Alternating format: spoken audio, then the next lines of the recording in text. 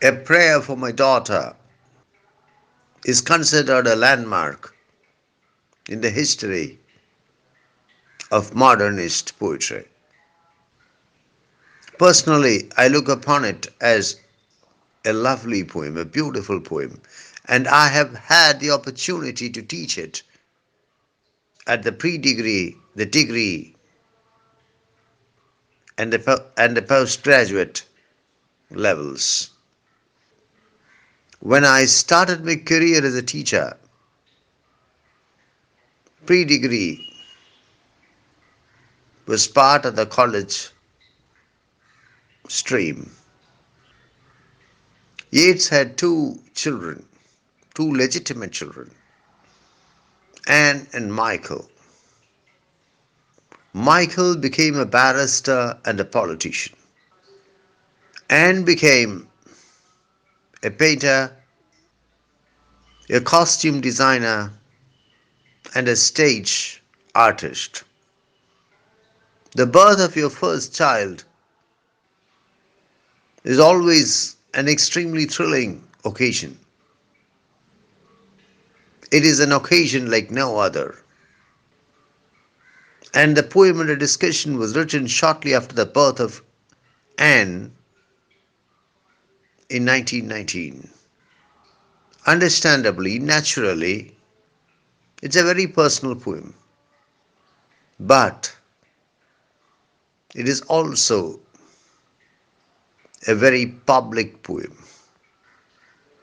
The poem throws light on the world, the context in which the baby has been born. The poem adumbrates the father's expectations, the father's hopes, the father's anxieties regarding the future of the baby. And it is possible to connect these expectations, these hopes, these anxieties with the personal experiences of the father himself. A Prayer for My Daughter has been widely praised, but it has also been fiercely attacked. We shall try to find out the reasons for the praise as well as the reasons for the denunciation as we read the poem. As usual, we shall begin with the title, A Prayer for My Daughter. What is the meaning of the word prayer? To pray means to speak to God. Usually, when you speak to God, you either ask for something or express your thanks for something received. I think it was George Bernard Shaw who observed that ordinary people never pray, they usually beg. Prayer is more than begging, certainly. It is communion. It can be adoration, it can be worship, and of course, it can be supplication, it can be gratitude.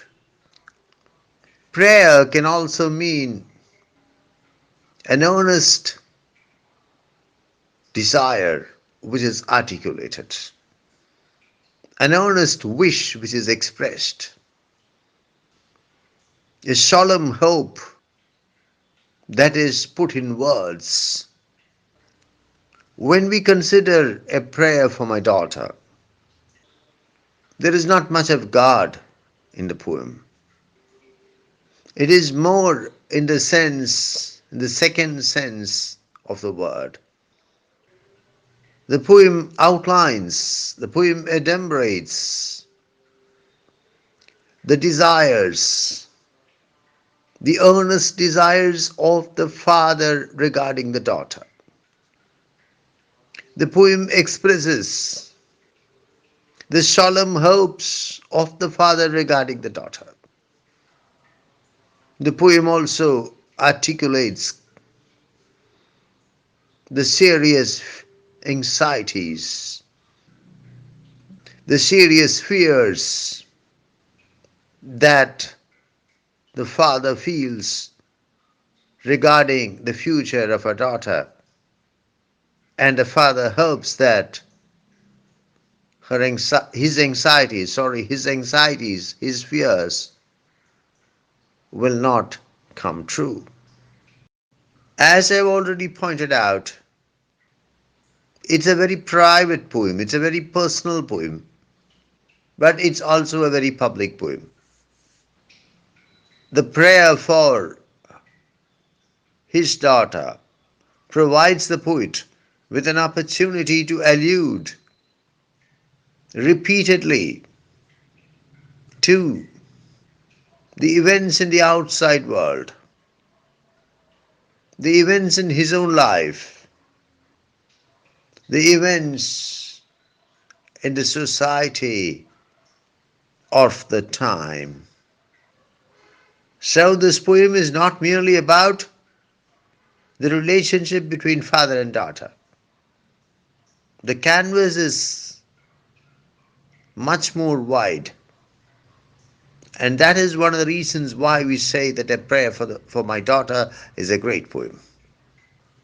I've already pointed out that this poem was written by W.B. Yeats shortly after the birth of his first child, of his first legitimate child, Anne Yeats, in 1919. And Anne Yeats later developed into a gifted painter, costume designer, and stage artist. I would like to tell you that there is something very special about the place where this poem was written. W.B. Yeats was a man of many passions, and among his passions were poetry, beautiful women, and houses. Perhaps I should have said young women and old houses. But unfortunately, Yeats, the impoverished poet, was compelled to live all his life in leased accommodation, in rented buildings. In fact, there is only one house that he actually owned, that he ever owned, and that house was Thur Ballylee in Kiltartan, near the town of Gort in County Galway. Thur means tower, Tower Ballylee. Yeats saw the tower house during one of his visits to collect folklore, to collect historical anecdotes from the Irish countryside, and immediately fell in love with it. Thur Ballylee is a Norman tower house. Yeats bought it, but when he bought it, it was in ruins, and with great difficulty, Yeats renovated it, restored it, with the idea of using it as his summer house. I think the purchase of Thur Balili and equally the restoration of Thur Balili are very significant events in the personal life and also the literary life of Yeats. I shall speak on the significance of the Tower House, which Yeats renovated with great difficulty into a romantic residence and also a rather uncomfortable residence on some other occasion. For now, I would just like to tell you that Thur Balili was the place where this poem happened to be written, and I feel that this poem would perhaps not have been written but for Thur Balili. In fact, quite a few of the important poems of Yeats were written in Thur Balili or were inspired by Thur Balili. Not long after the death of the poet, the tower house, which stands on the banks of a stream, fell into ruin once again. Because the tower house, I understand, is prone to devastating attacks from floods. But I am getting carried away. Once more, the storm is howling, and half hid under this cradle hood and coverlid, my child sleeps on.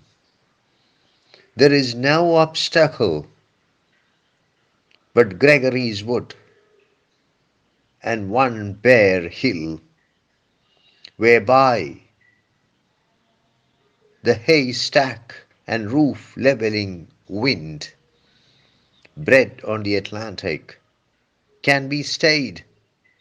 And for an hour I have walked and prayed because of the great gloom that is in my mind. A prayer for my daughter opens dramatically. We are told of two things.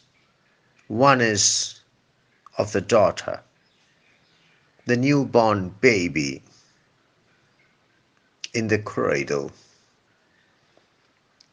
The infant cannot be seen properly because the infant is half hidden by the hood of the cradle and the cover lid of the cradle. The infant sleeps oblivious of the storm blowing outside the house, and the house, you must remember, is Tur Balili. The storm is described with a few deft strokes. The storm is bred on the Atlantic. It originates from the Atlantic Ocean, which is not very far from where Thur Balili stands. The storm is described as the haystack and roof leveling wind. To level, used as a verb, means to make something flat, or better still, to knock something down. This wind is capable of leveling the haystack and the roof, of knocking down the haystack and the roof. And the haystack, as you know, is a huge pile of hay. There is nothing between the Atlantic Ocean and Thur Balili except Gregory's Wood and one bare hill. Bare hill means naked hill, hill without trees, without much vegetation. Gregory's Wood is the private forest belonging to the Gregory family, belonging to the family of Lady Gregory, the dramatist, the patron of the arts, the friend of W.B. Yeats, whose country seat, Cool Park, was one of the favorite haunts of the poet.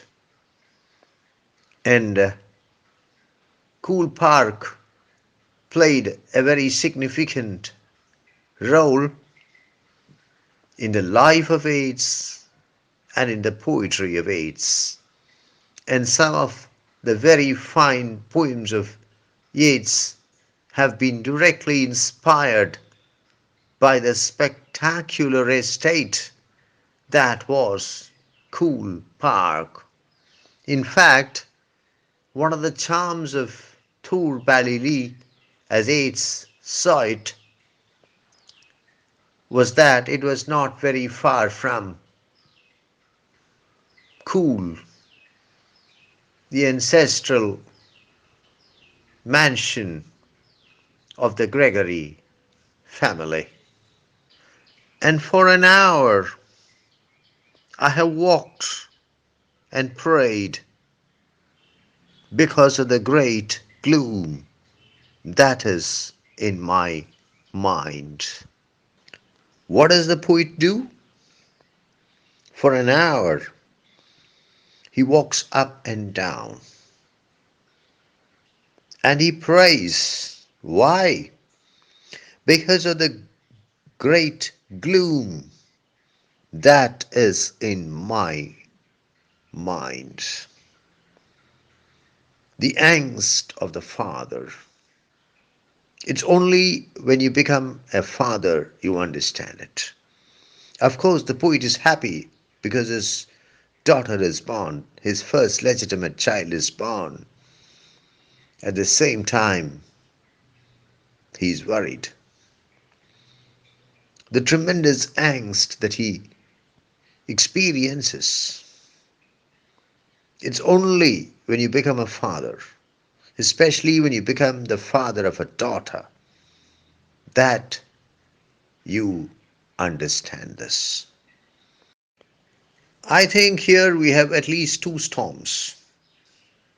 One is the physical storm blowing outside. The second is the psychological storm raging in the mind of the poet. The outer storm is a symbol of the inner storm.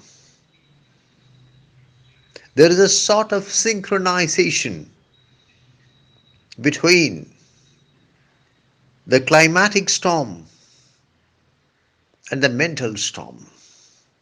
The great gloom that is in my mind. Why is there so much gloom in the mind of the poet? Of course, the poet is happy that he has become a father, that his daughter has been born, but still there is tremendous gloom in his mind. Why? There could be a number of reasons. One, he was worried about the future. of his daughter. It appeared to him that his daughter had been born into an uncertain and troubled world. Two, there were problems in his relationship with his wife. Of course, they were rather minor problems, and he was able to overcome them ultimately, but still, his marital life was not problem free. Three, as usual, the poet faced financial insecurity. His lecture tours in the United States had succeeded in helping him to put together some money, but still he faced financial insecurity as usual. The Nobel Prize was some 4 years away. 4. Yeats was worried about the future of Ireland. Everything looked uncertain, unsure, and the incidents that took place in his country were not sufficient to inspire in him any confidence, any optimism about his motherland. 5. The Irish War of Independence had begun with its violence and bloodshed. And the sensitive soul that he was, Yeats found the bloodshed and the violence of the war completely unacceptable, in fact, terrifying and horrifying. The storm that is wildly blowing outside Thur Ballylee can be seen to symbolize all these storms: personal, marital,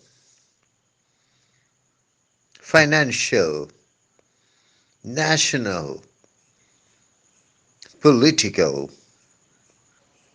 I have walked and prayed for this young child an hour, and heard the sea wind scream upon the tower, and under the arches of the bridge, and scream in the elms above the flooded stream, imagining in excited reverie that the future years had come, dancing to a frenzied drum out of the murderous innocence of the sea.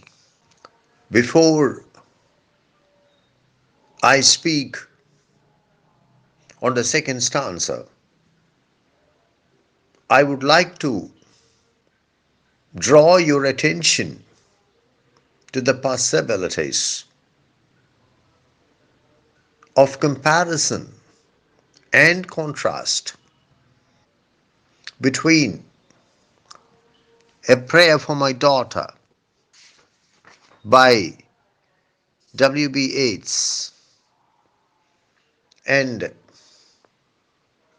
Prayer Before Birth by Louis MacNeice. In the Yeats poem, it is the father who prays for the daughter. and the daughter has just been born. I have walked and prayed for this young child an hour. In the McNeese poem, the prayer is that of an unborn child in the womb of the mother. In the Yeats poem, the child has already been born into a violent and dangerous world. In the McNeese poem, the child is going to be born into a violent and dangerous world. In the second stanza, we find the speaker walking up and down in great agitation, praying for the newborn child. The speaker paces up and down and prays for an hour. Meanwhile, around the house of the speaker, which is Thur Balili, the Norman tower that Yeats used as his summer residence, and which Seamus Heaney was to later call the most important public building in Ireland. A storm is raging. The poet says that he hears the sea wind scream upon the tower. The tower is, of course, Thur Balili, the Norman tower.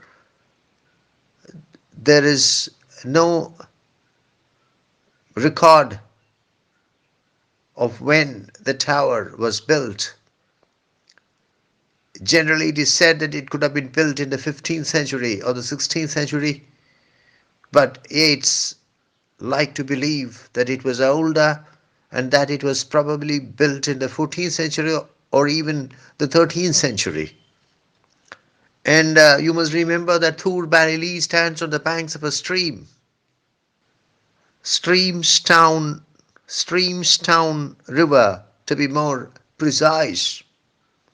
And this river, is notorious for its devastating floods, and Thur Balili has been repeatedly damaged very seriously by the floods of the Streamstown River.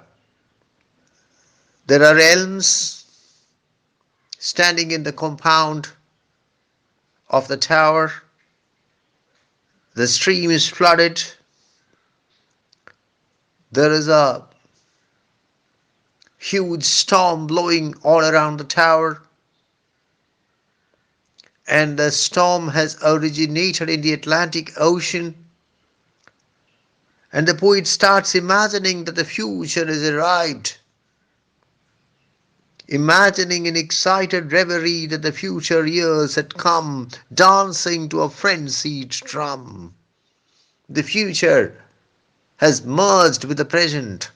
The future has become the present. The future has arrived. And the future is a very violent, a very dangerous, a very bloody future. Out of the murderous innocence of the sea. Murderous innocence, paradoxical it is. The sea by itself is innocent, but it is murderous.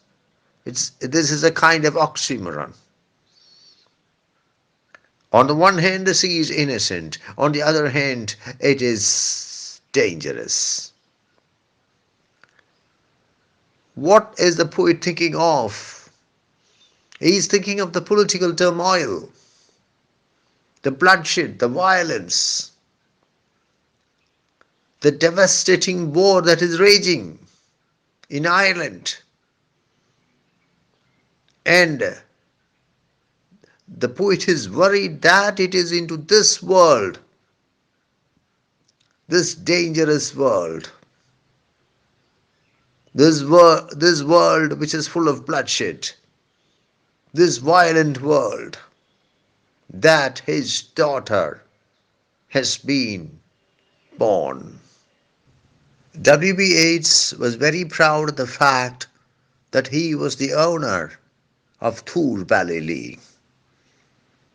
He does not express this pride directly through these lines. But if you place the lines, if you place the stanza under the critical microscope, you will be able to identify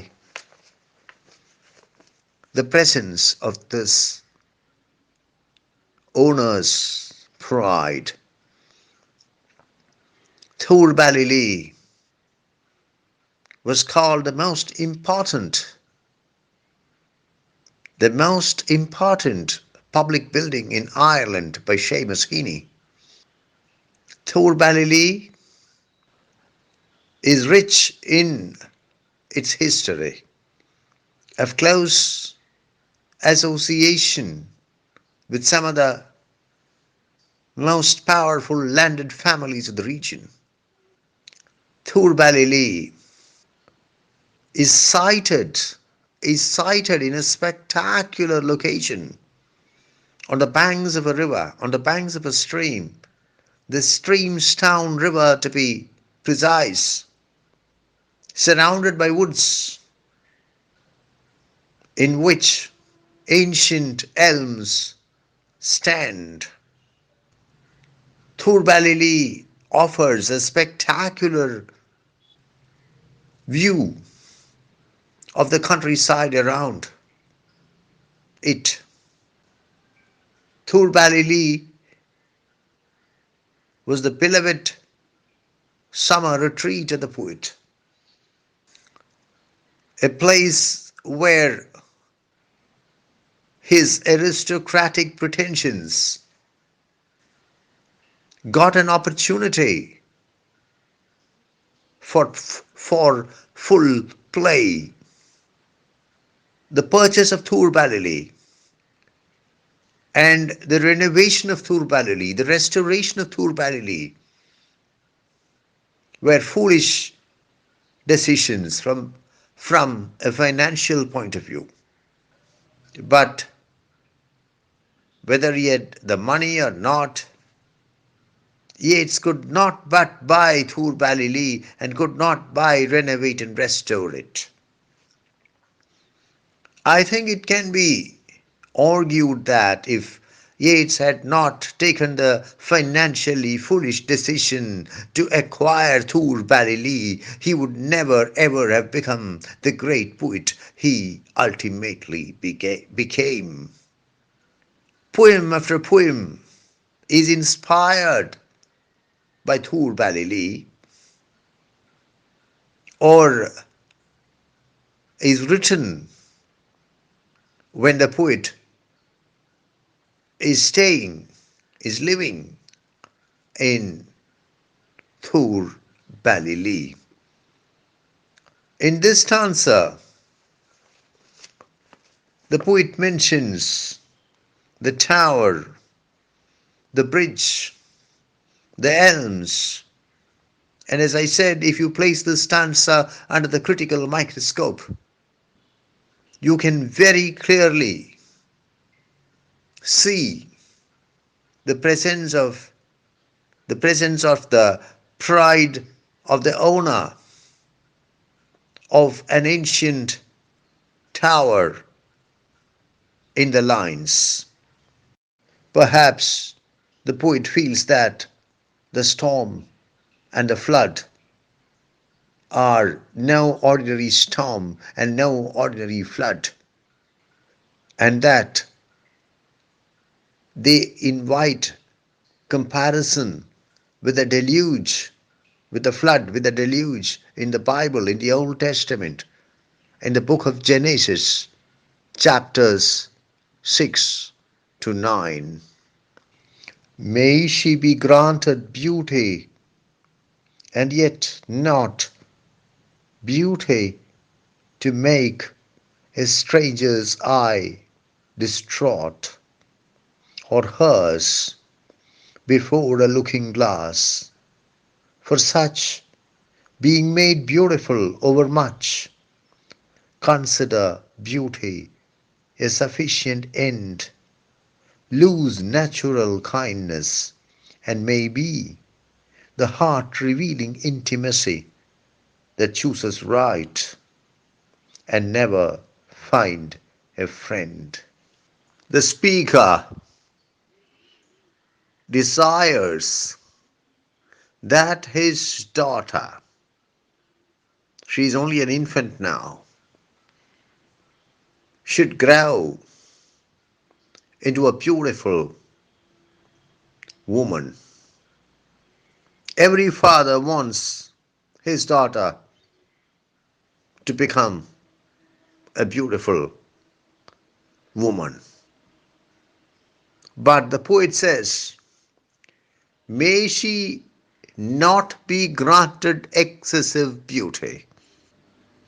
Let her become beautiful, but let her not become too beautiful.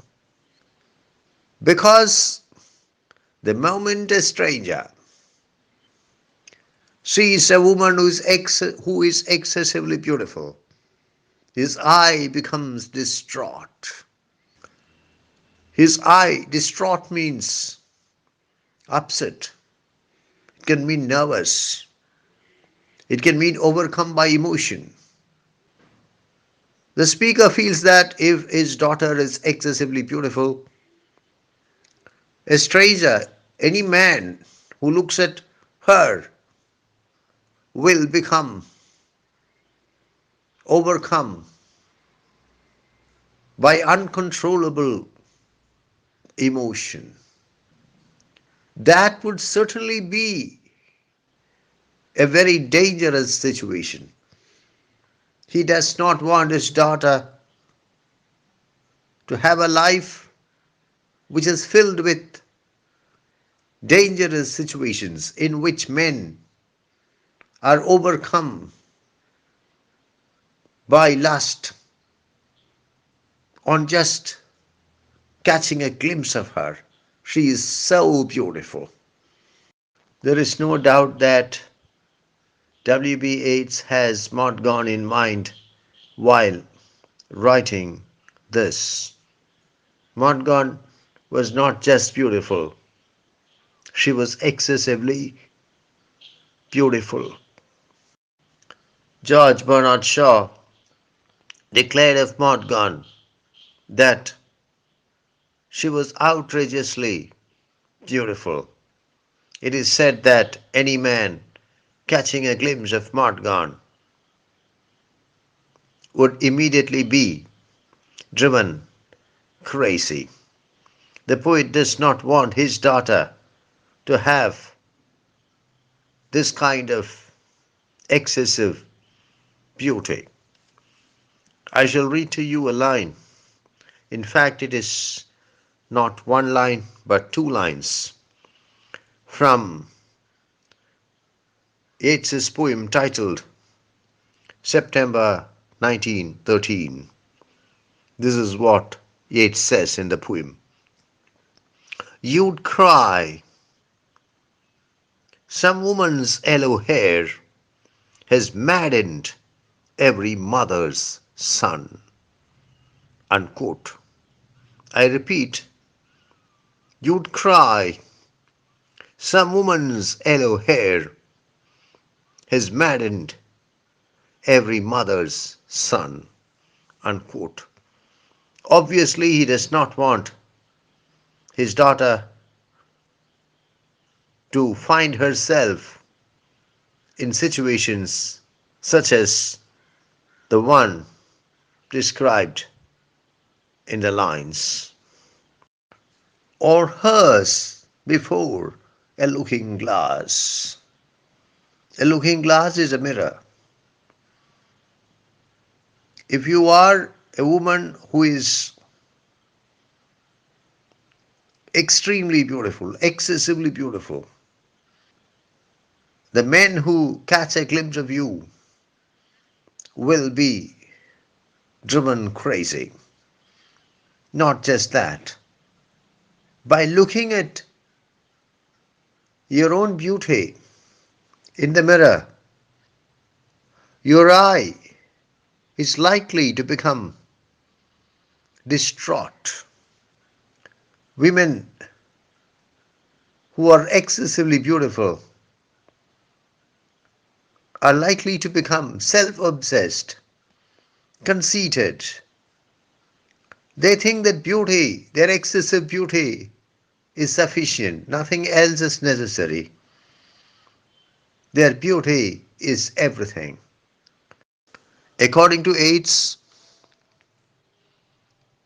excessively beautiful women are incapable of kindness.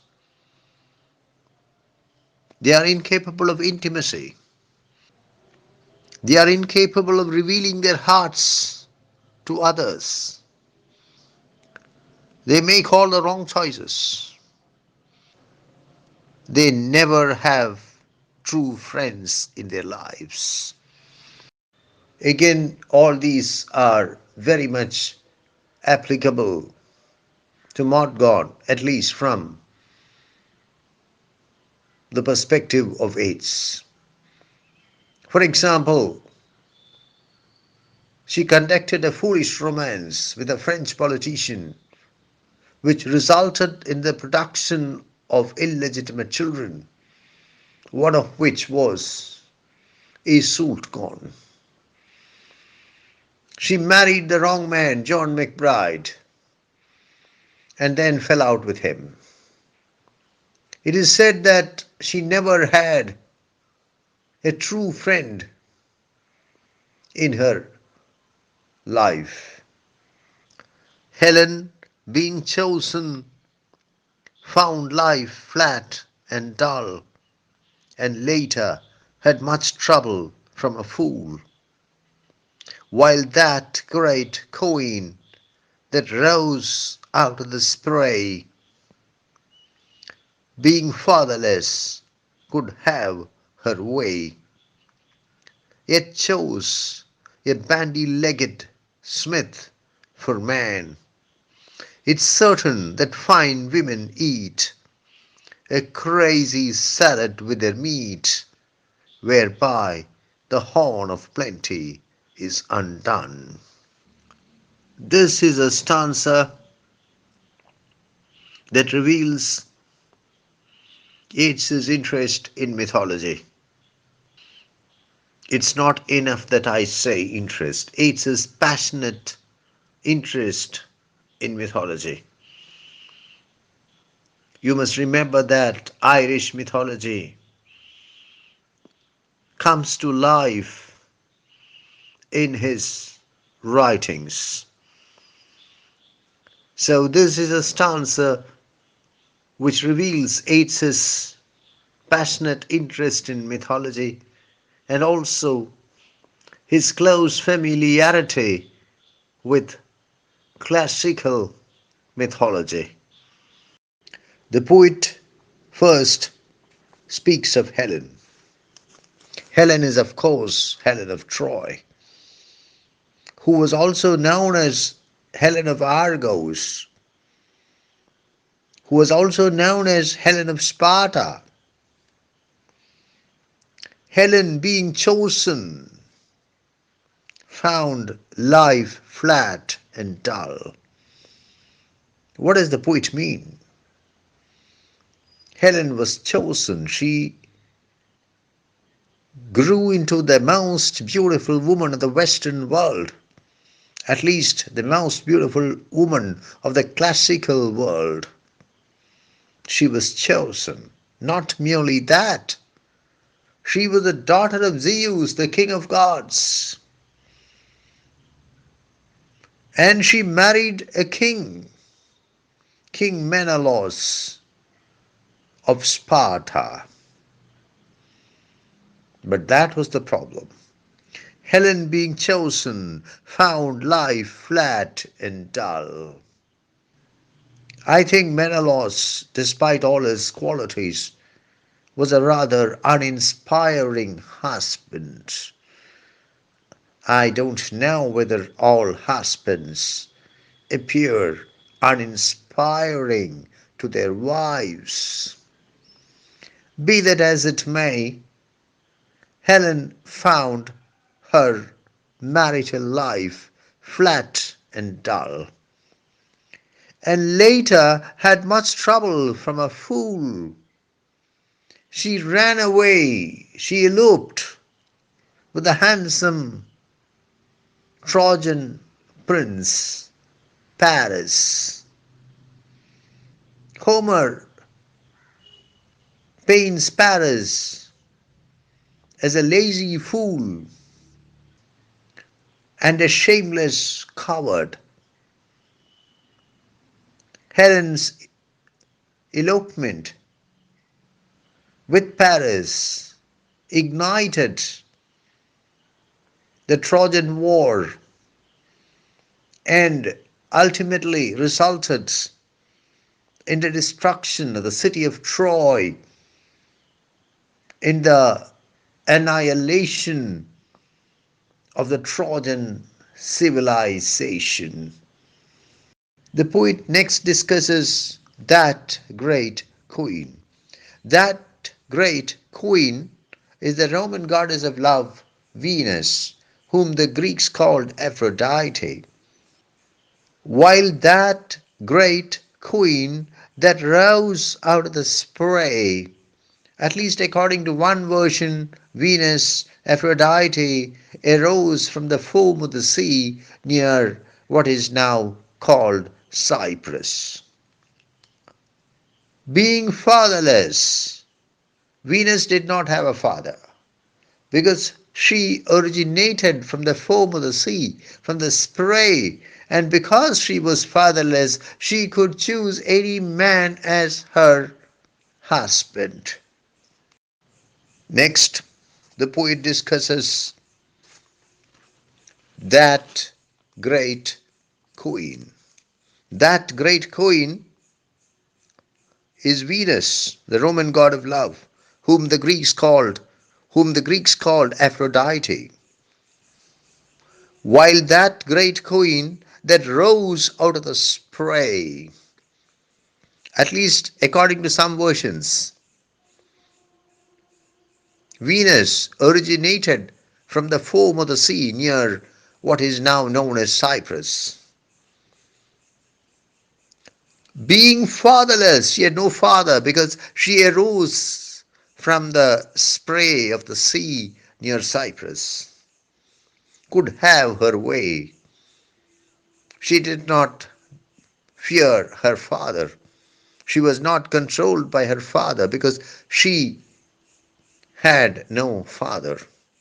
She could marry any man she wanted. And whom did she marry? Venus married Vulcan, the Roman god of fire, the patron god of blacksmiths, of iron workers. I think the Greeks called him Hephaestus.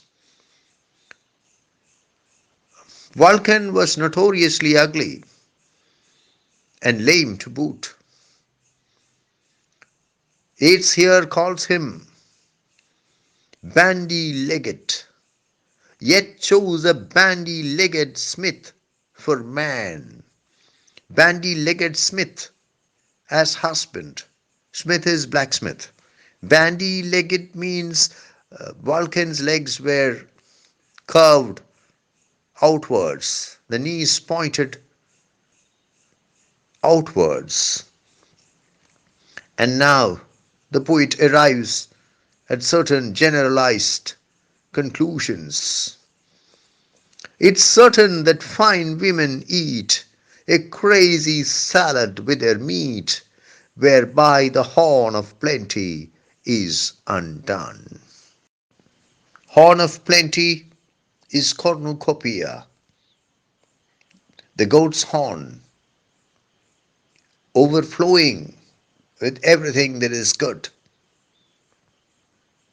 the source of limitless abundance, representing an inexhaustible store of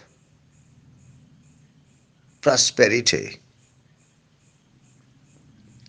The poet's point is that when a woman has everything, high birth, extremely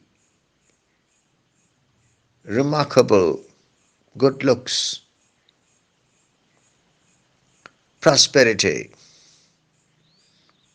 she has everything,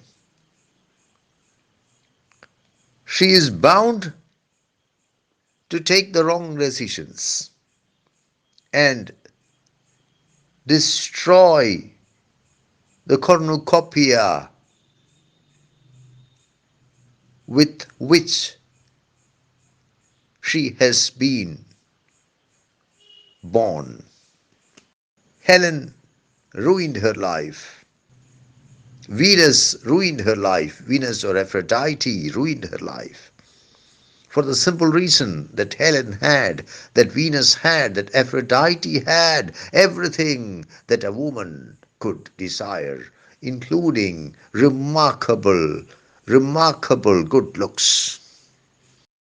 There is no doubt that W.B. Yeats is very much having his lifelong muse, his lifelong beloved, Morgan, in mind while writing these lines. Not just Helen had much trouble from a fool. Morgan too had much trouble from a fool.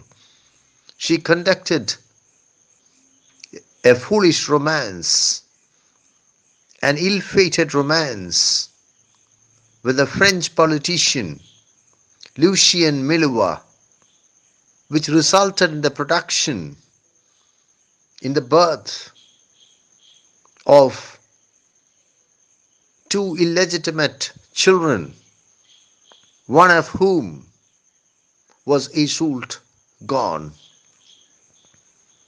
Not merely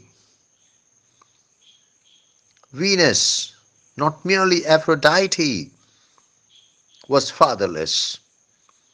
Morgan lost her father when she was hardly 20. And it can be said that she too was fatherless. Not merely Venus, not merely Aphrodite chose a bandy-legged smith for man. Morgan too chose,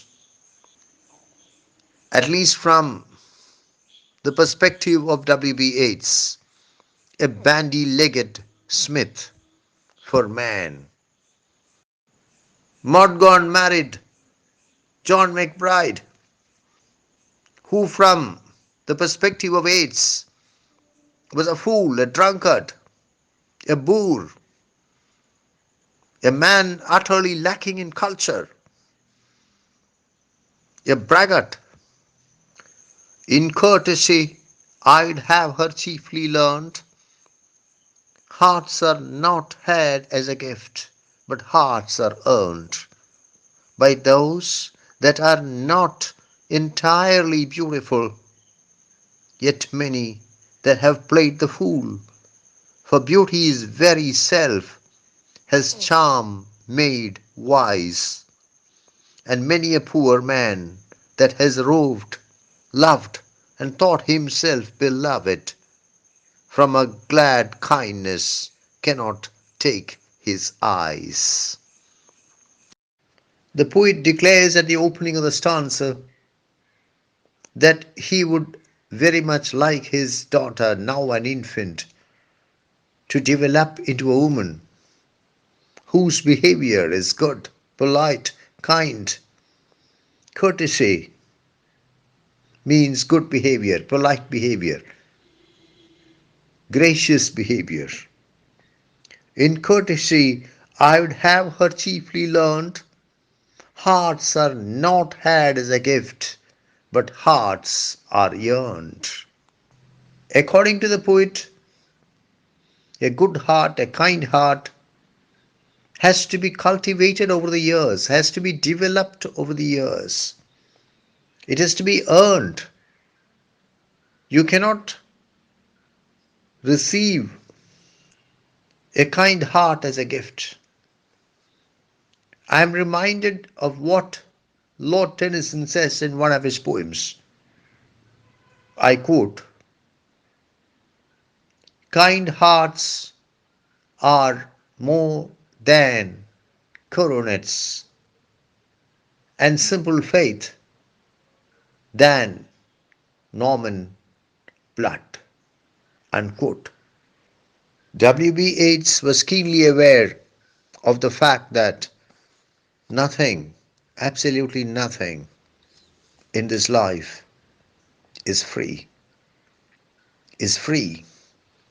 Everything has a price. For even beauty, for example, even beauty. In his poem Adam's Curse, Yeats says, we must labor to be beautiful. Even beauty costs labor. Similarly, in this poem, he says, a kind heart has to be earned. According to the speaker, kind hearts are not had as a gift, but kind hearts are earned by those that are not entirely beautiful. Excessively beautiful women seldom have kind hearts. They become self obsessed. They become too self assured. They develop tremendous self belief, and as a result, they are unable to possess kind hearts. So, kind hearts are earned, are developed as a result of effort, as a result of labor by women who are not excessively beautiful. In the lines that follow, W.B. Yeats makes an attempt to describe himself. He presents something of a self-portrait. He speaks of persons who play the fool for beauty's very self. This precisely was what W.B. Yeats did with Morgan. He conducted a lifelong romance that never culminated in marriage. He proposed 1,000 times to her, only to be rebuffed 1,000 times. Yet many that have played the fool for beauty's very self, his charm made wise. In his youth, Yeats was extremely handsome. He possessed a magnetic personality. He was remarkably charming, and as he sees it, he was a very wise person. Thus, here we get what can be called a self portrait of the poet, a man who is charming, a man who is wise, a man who is a passionate admirer of beauty. It is true that Yeats conducted an intense romance with Morgan, spanning a lifetime, a romance which ended in a shambles. But it is also true that The romance was primarily responsible for making W.B. Yeats the greatest Irish poet ever. It is said that Morgan used to tell Yeats, "The world will thank me for not marrying you. The world will thank me for not marrying you."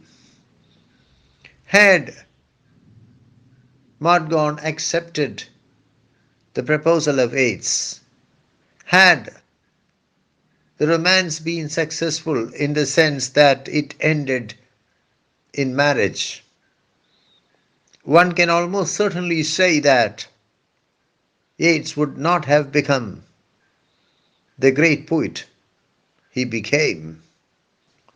The last three lines of the stanza continue the self-portrait. And many a poor man, I think the poet is having himself in mind, who has roved in the sense wandered. Yeats spent a life which was full of movement from England to Ireland to Europe to the United States. It was a roving life, and many a poor man that has roved loved and thought himself beloved. That was what he thought. He was very much loved by Morgan. That was what he thought. Whether he was loved to the extent he thought he was loved, whether he was loved with the passion, with the intense passion he thought he was loved, are all debatable issues.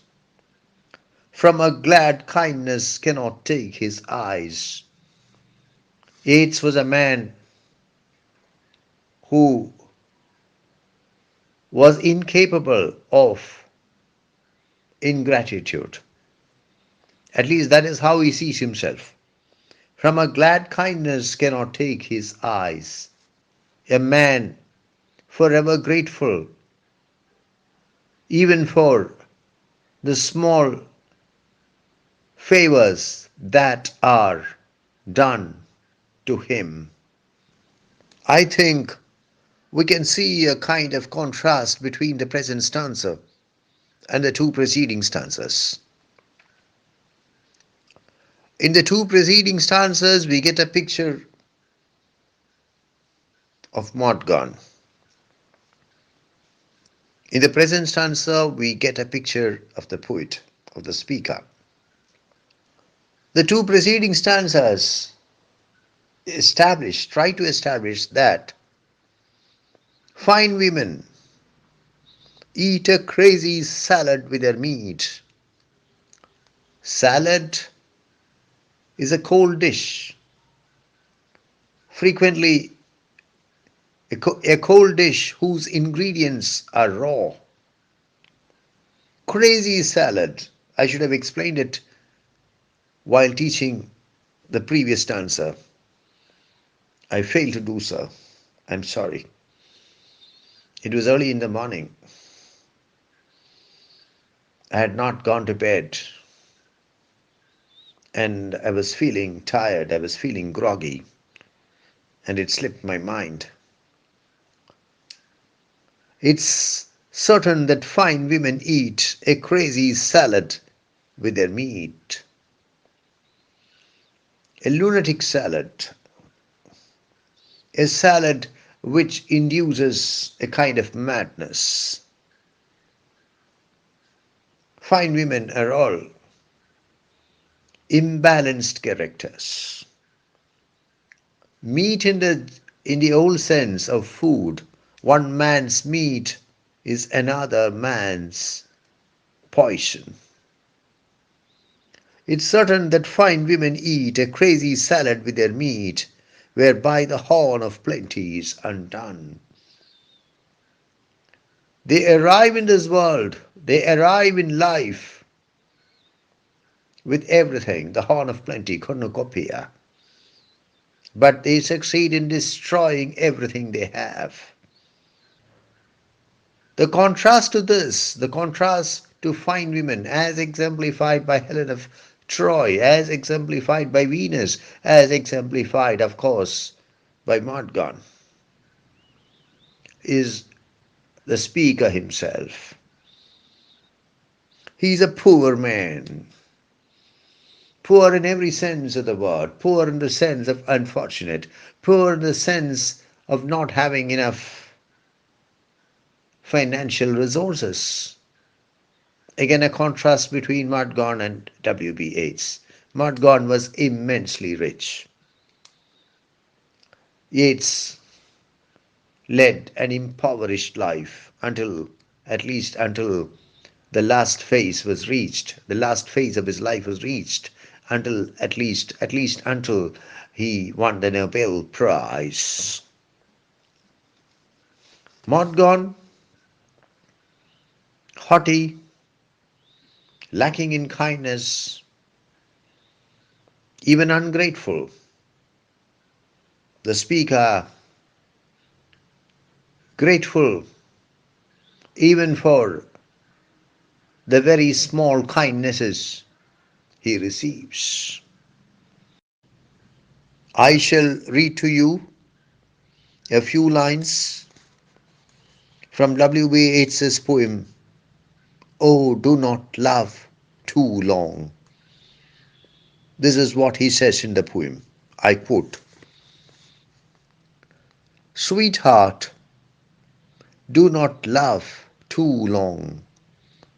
I loved long and long, and grew to be out of fashion, like an old song. Unquote. May she become a flourishing hidden tree, that all her thoughts may, like the linnet, be, and have no business but dispensing round their magnanimities of sound, nor but in merriment begin a chase, nor but in merriment a quarrel. Oh, may she live like some green laurel, rooted in one dear perpetual place. We can very clearly hear the voice of a patriarchal culture in this stanza. May she become a flourishing hidden tree. That is the key word, hidden. Does Yeats imagine a tree in the middle of a forest? Does Yeats imagine a tree in the woods? Be that as it may,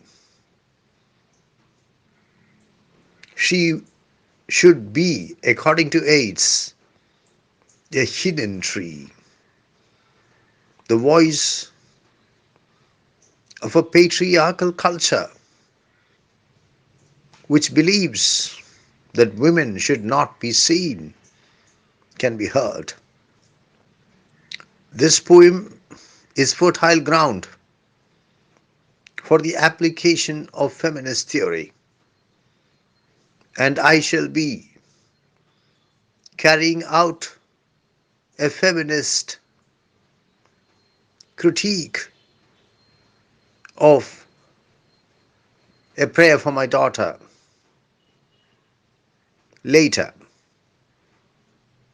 For now, I shall content myself with pointing out that the voice of a patriarchal culture can very clearly be heard in this stanza. That all her thoughts may like the linnet be. The poet wants his daughter to be like a linnet, the finch, the linnet, the finch, the very common bird in the countryside of the United Kingdom. It's a brown bird, but during the mating season it undergoes a fantastic transformation which has to be seen in order to be believed. The cry of the linnet is very cheerful, very pleasant, and the poet wants his daughter to develop into a woman who is like the linnet, which has no business but spreading joy through its cry. The linnet can be seen as a symbol of the farmland of the United Kingdom. The linnet is one of the most common birds in the English villages. But during the 20th century, there was a dramatic fall in the linnet population as a result of rapid urbanization.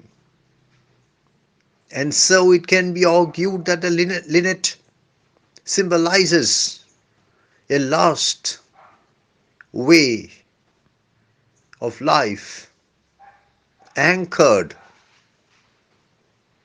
rooted in the countryside. Nor but in merriment begin a chase, nor but in merriment a quarrel. The speaker wants his daughter to develop into a light-hearted person, a very pleasant person, a very cheerful person, a person who is not too serious about life. When she chases something, when she pursues something, it is in a spirit of merriment. When she quarrels, it is also in a spirit of merriment. The point is that she is not very serious about what she chases, what she pursues, and also what she quarrels about, what she fights for. She is, all said and done, a very light-hearted person. Oh, may she live like some green laurel, rooted in one dear perpetual place. The speaker does not envisage a roving life for his daughter. She should not be a wandering beggar. She should live in the same place all her life, like a great laurel tree. She should be rooted in one dear perpetual place. Just as the laurel exists in the same place, lives in the same place all its life, the poet wants his daughter to live in the same place all her life. The final lines of the stanza reinforce what is conveyed through the image of the flourishing hidden tree and what is conveyed through the symbolism of the linnet. The poet visualizes a life anchored in the countryside, rooted in the countryside for his daughter. The symbolism of the laurel remains to be explained. The laurel is a small evergreen tree with shiny leaves and blackberries. In the classical world, the laurel signified victory, achievement, success. Winners in competitions were rewarded in the classical world with laurel crowns. In the Bible, the laurel stands for fame and prosperity. It is also a symbolism for the resurrection of Christ. From all this, we can conclude two things. One, the poet wants his daughter to lead a life rooted in one place in the countryside. Perhaps he dreams of his daughter living in a huge stately home in the middle of a vast country estate. Two, the poet desires for his daughter everything that the laurel symbolizes: victory, achievement, fame, prosperity. It is obvious that the poet wants his daughter to grow into a woman, very unlike his own mistress, Morgan. Morgan was a stunning beauty. The poet does not want his daughter to develop into an excessively beautiful woman. Morgan led a rather peripatetic life, moving constantly from one place to another, moving back and forth between or among cities like Paris, London, Dublin, and also the Irish countryside. Yeats visualizes a life rooted in the same perpetual place for his daughter. Morgan took life very seriously, and also her mission to free Ireland from British rule. Yeats desires that his daughter Anne should develop into a light-hearted person who does not take life very seriously.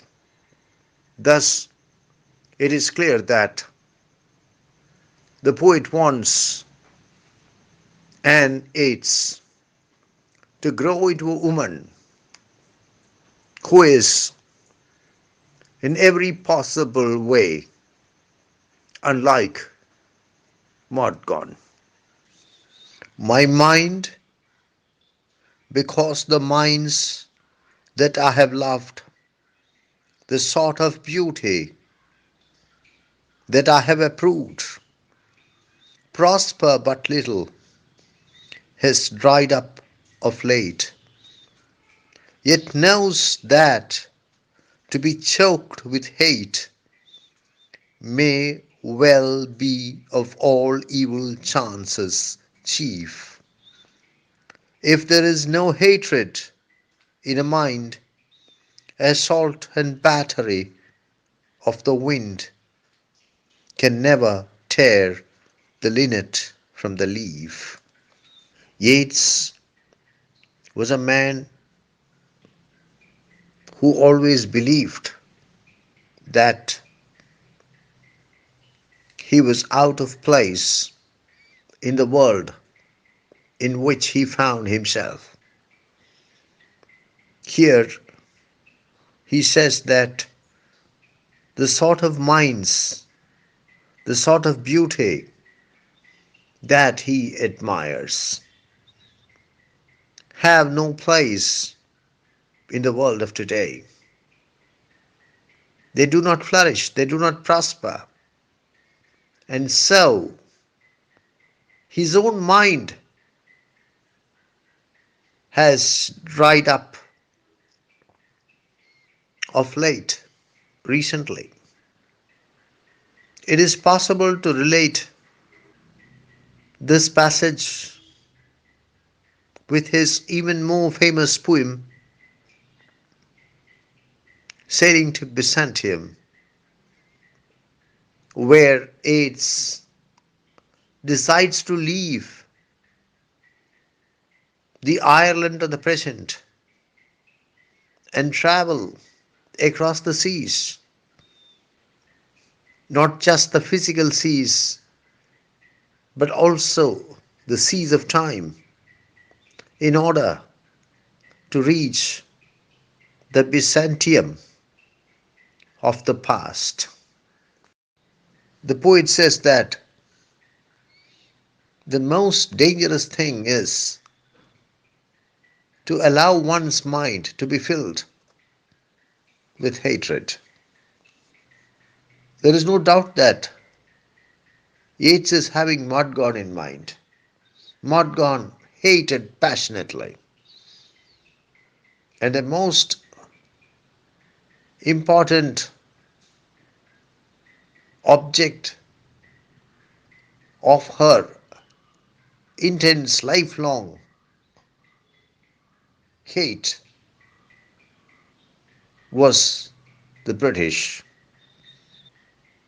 Probably Yeats is having not merely Modgon in mind, but also the instances of aristocratic women who threw themselves into the Irish struggle for freedom and succeeded only in destroying their lives, as Yeats saw it. In all probability, Yeats has his friend Countess Markiewicz, the immensely wealthy daughter of a baronet who leapt headlong into the Irish national movement, who even participated in the Easter uprising, and who ultimately succeeded, from Yeats's perspective, in only ruining her life. The speaker does not want his daughter to develop into an argumentative woman, into an aggressive woman, into a woman with strong ideological positions, into a woman obsessed with the politics of hate. Please take a close look at the last three lines of the stanza. If there is no hatred in a mind, assault and battery of the wind can never tear the linnet from the leaf. The poet looks around and finds nothing but hatred,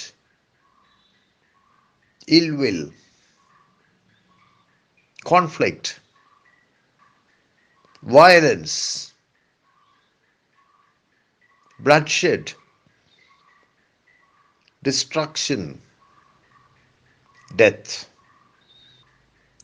And the poet sees the lives of many of his women friends, aristocratic women, immensely rich women, remarkably beautiful women, being swallowed up by the politics of hate. The poet believes that if we do not allow our minds to be filled with hate, however violent, however destructive, however bloody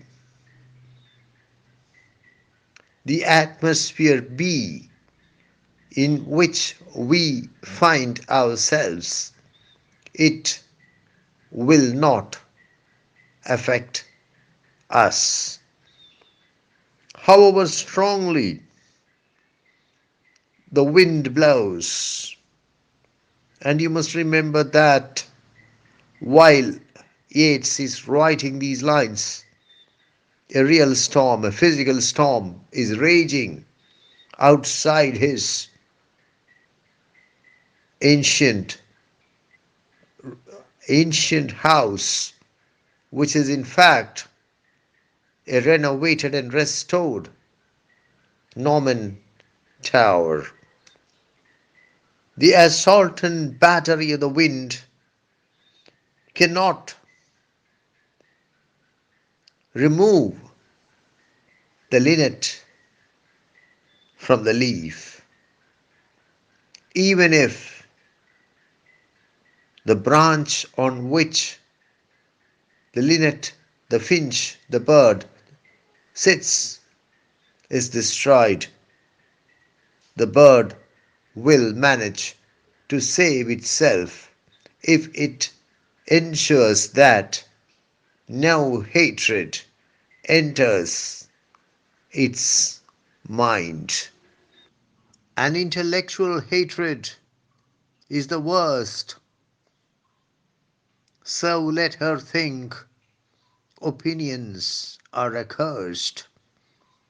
Have I not seen the loveliest woman born out of the mouth of Platy's horn? Because of her opinionated mind, barter that horn and every good by quiet natures understood for an old bellows full of angry wind. This is a very interesting stanza. W.B. Yeats's insane obsession with Morgan explodes through the lines of the stanza. Here the poet says that an intellectual hatred is the worst. So let her think opinions are accursed. This is, of course, an indirect reference to Mordaunt. Mordaunt was well read. She was something of an intellectual, and she had very strong political opinions. She was capable of taking very concrete ideological positions. And intellectual hatred is the worst. You can hate for a number of reasons. You can have an emotional hatred. You can also have an intellectual hatred. When you hate, and that hatred has a cerebral basis, an intellectual basis, it is extremely dangerous. That is what AIDS feels. And intellectual hatred is the worst. Morgan, for example, hated the British. Why? Because they ruled over Ireland and refused to give the Irish the freedom the Irish demanded. And intellectual hatred is the worst. So let her think opinions are accursed. As I said earlier, I shall be critiquing this poem from a feminist angle later. But now I would like to point out that we can very clearly listen to the opinion of W.B. Yeats, the spokesman of patriarchy here. Perhaps the poet thinks that politics is not something women should meddle with. The responsibility of bringing about political change should lie with men and not with women. The poet seems to dislike, hate women who get involved in politics. The point is that when a woman displays a sense of agency, the capacity to act on her own, the spokesman of a patriarchal culture opposes it. Let not women get involved in politics. Politics is a realm which should be exclusive to men. Have I not seen the loveliest woman born out of the mouth of plenty's horn? Again, the horn of plenty, cornucopia. Because our opinionated mind barter that horn and every good by quiet natures understood. Barter means exchange. It's a fact that Morgan, when she began life, seemed to be blessed with everything that is good. She was immensely wealthy. She was remarkably beautiful. She maintained residences in Paris, in London, in Dublin.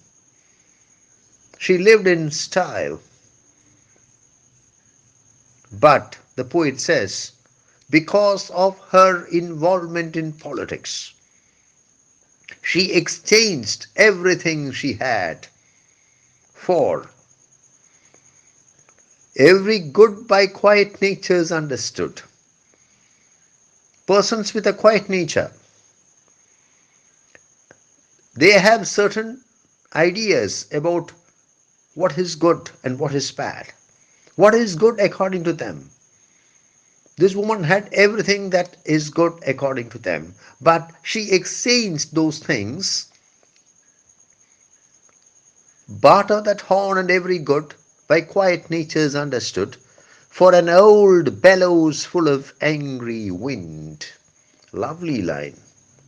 For an old bellows. Bellows is an instrument used by blacksmiths, by iron workers. It consists of a bag, air bag, and it is used to pump air into the furnace, into the flame. Who is an old bellows full of angry wind?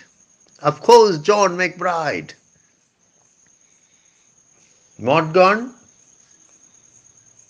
who was blessed with everything desirable, exchanged all that she had for John McBride, who is graphically described as an old bellows full of angry wind. An old bellows full of angry wind.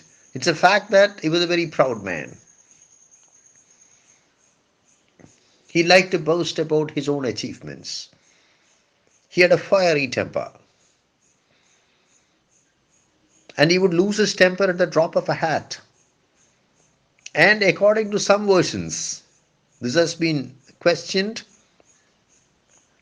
According to some versions, he was very much capable of abusing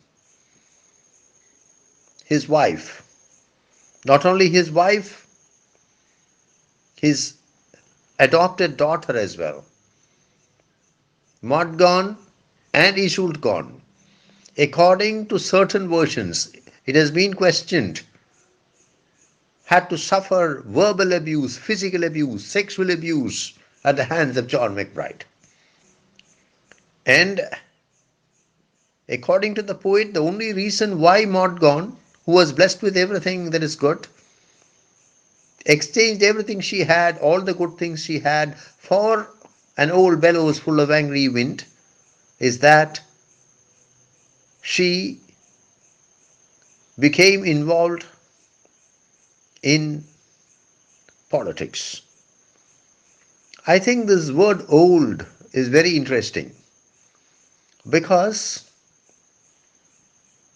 John McBride was actually some 4 years younger than W.B. Yeats. Yeats was born in 1865. John McBride was born in 1869. And John McBride was some 4 years younger to W.B. Yeats. But Yeats calls him an old bellows full of angry wind. This passage invites comparison with the numerous passages in the corpus of Yeats in which John McBride is attacked, denounced, derided, often indirectly.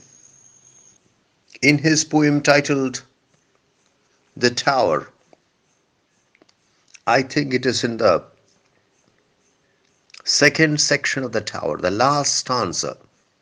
In fact, the opening lines of the last stanza of the second section of the tower, W.B. Yeats asks, does the imagination dwell the most upon a woman won or woman lost? I repeat, I quote, does the imagination dwell the most upon a woman won or woman lost? Unquote. This stanza of the poem under discussion gives a resounding answer, is a resounding answer to that question. First, the poet deprives his daughter of excessive beauty, of sexuality. May she be granted beauty and yet not beauty to make a stranger's eye distraught. Then he deprives his daughter of visibility. May she become a flourishing hidden tree. Then he deprives his daughter of any serious purpose in life. May like the linnet be, and have no business but dispensing round their magnanimities of sound. After that, he deprives his daughter of movement. Oh, may she live like some green laurel rooted in one dear perpetual place. Still later, he deprives his daughter of the possibility of getting involved in politics because there cannot be politics without opposition, without hatred, without focusing our energies to oppose something. Finally, he deprives his daughter of intellectuality. And intellectual hatred is the worst. My God, can there be a bigger male chauvinist? Considering that all hatred driven hence the soul recovers radical innocence and learns at last that it is self delighting, self appeasing, self affrighting, and that its own sweet will is heaven's will. She can, though every face should scowl, and every windy quarter howl, and every bellows burst, be happy still. By the time the poem reaches its penultimate stanza, the thematic trajectory of the poem ascends a spiritual plane, climbs on to a spiritual level. The poet says that once negative emotions are removed from the individual, a purging takes place. Once hatred is ejected from the individual, the soul of the individual recovers radical innocence, regains fundamental purity. The soul discovers that it is a universe in itself. There is everything within the soul to satisfy it, to make it happy, and perhaps also to frighten it a bit. The will of the soul is the will of heaven. How can one know what is the will of the divine? What is the will of heaven? By listening to one's soul. Once a person understands the significance of the life of the soul and starts leading a life centered around the individual soul, the happenings in the outer world, in the external world, in the physical world, in the material world, become insignificant to the individual. However much there be negative forces around the individual. However much there be opposition to the individual is bound to lead an extremely happy life, and that is the life of the soul. For an individual, for any individual, the most important thing is his soul. There is no doubt about it. Nothing can equal the soul in its significance, in its value, in its importance, in its meaning. Let me quote from the Holy Bible. For what doth it profit a man if he gain the whole world and suffer the loss of his own soul? Mark 8:36. It is quite possible that W.B. Yeats, who was profoundly familiar with the Bible, had this famous passage from the Gospel of Mark, at the back of his mind while composing the penultimate stanza of the poem under consideration.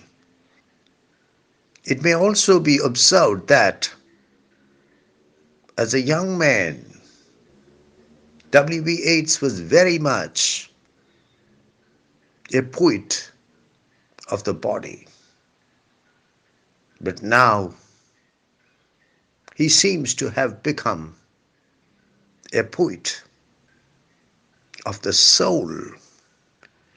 And may her bridegroom bring her to a house where all's accustomed, ceremonious. For arrogance and hatred are the wares peddled in the thoroughfares. How but in custom and in ceremony are innocence and beauty born.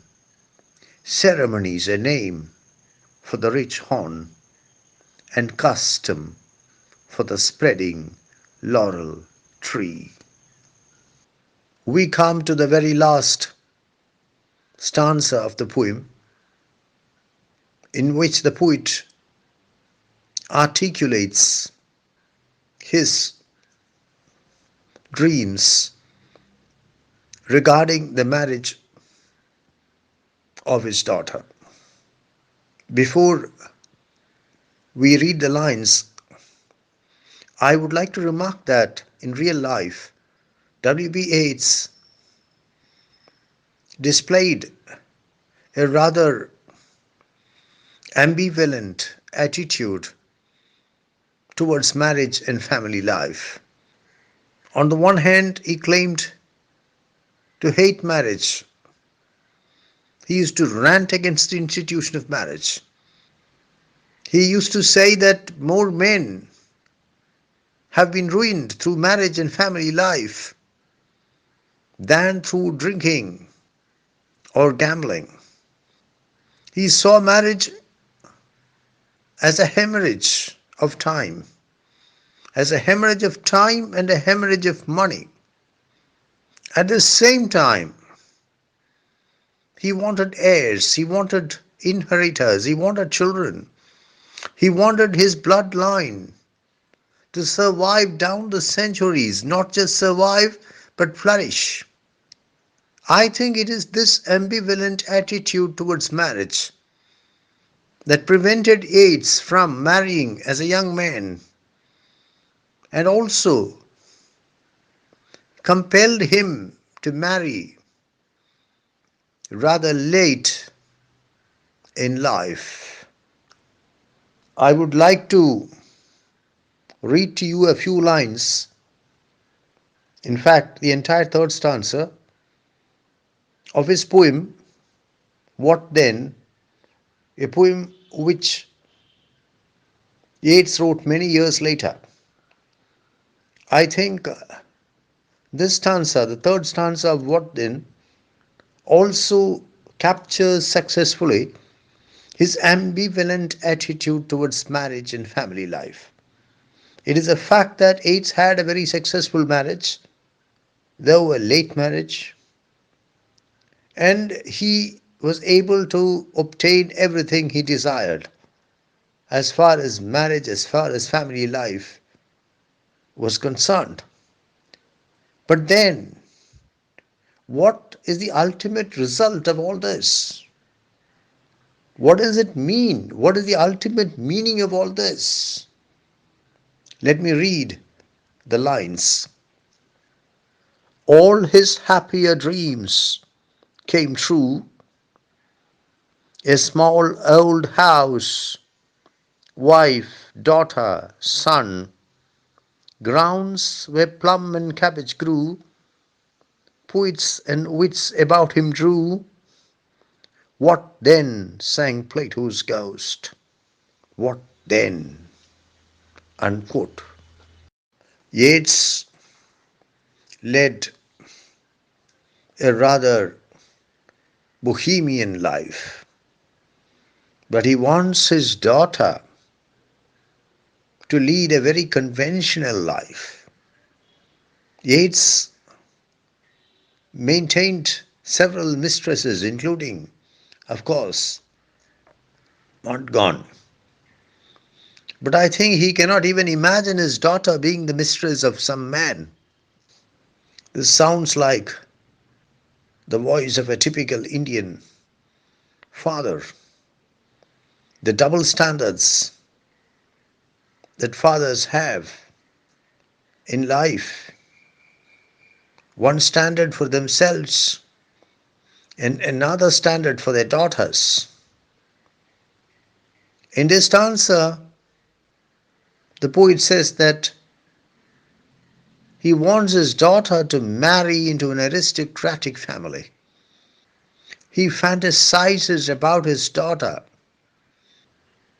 marrying an aristocrat, and may her bridegroom bring her to a house where all's accustomed ceremonious, where everything is according to tradition, where everything is according to etiquette, where tremendous significance is attached to ceremony, to polite behavior, to convention. Maybe the family of the aristocrat has been living in the same old house, which is, of course, a stately home, which is, of course, a grand mansion in the middle of a vast estate for century after century. And maybe they follow a very traditional pattern of life, a very conventional pattern of life. And maybe their life is dictated by etiquette, by custom, by tradition. This is the fantasy of the poet regarding the marriage of his daughter. And you must remember that his daughter is only a few days old now. And he has already started fantasizing about his daughter's marriage to an aristocrat. Typical father. Or should I say, sounds like a typical Indian father. For arrogance and hatred are the wares peddled in the thoroughfares. According to the poet, What is sold in the streets? To peddle means to sell, moving from place to place. There is also a negative connotation to the word peddle. Sell something which is illegal or sell something which is stolen. Arrogance and hatred. Arrogance is excessive pride. Somebody who is arrogant is a person who has a very high opinion of himself and a very low opinion of others. Unpleasantly proud. A person who seems to believe that he is better than or superior to other people. Hatred is intense dislike, class hatred, racial hatred. According to the poet, what is sold on the streets, what is peddled in the thoroughfares, are arrogance and hatred. The aristocratic pretensions of W.B. Yeats very clearly surface through these lines. He tries to identify himself with the landed gentry, with the landed class, with the aristocrats, and he believes that when you step out of the vast estates of the aristocrats into the streets, all you find is arrogance and hatred. How but in custom and in ceremony are innocence and beauty born. The two key virtues from the perspective of the poet are innocence and beauty. And according to the poet, innocence and beauty are born through custom and ceremony. I think these three, four terms, custom, ceremony, innocence, beauty, demand an entire essay because Yeats had his own unique perspectives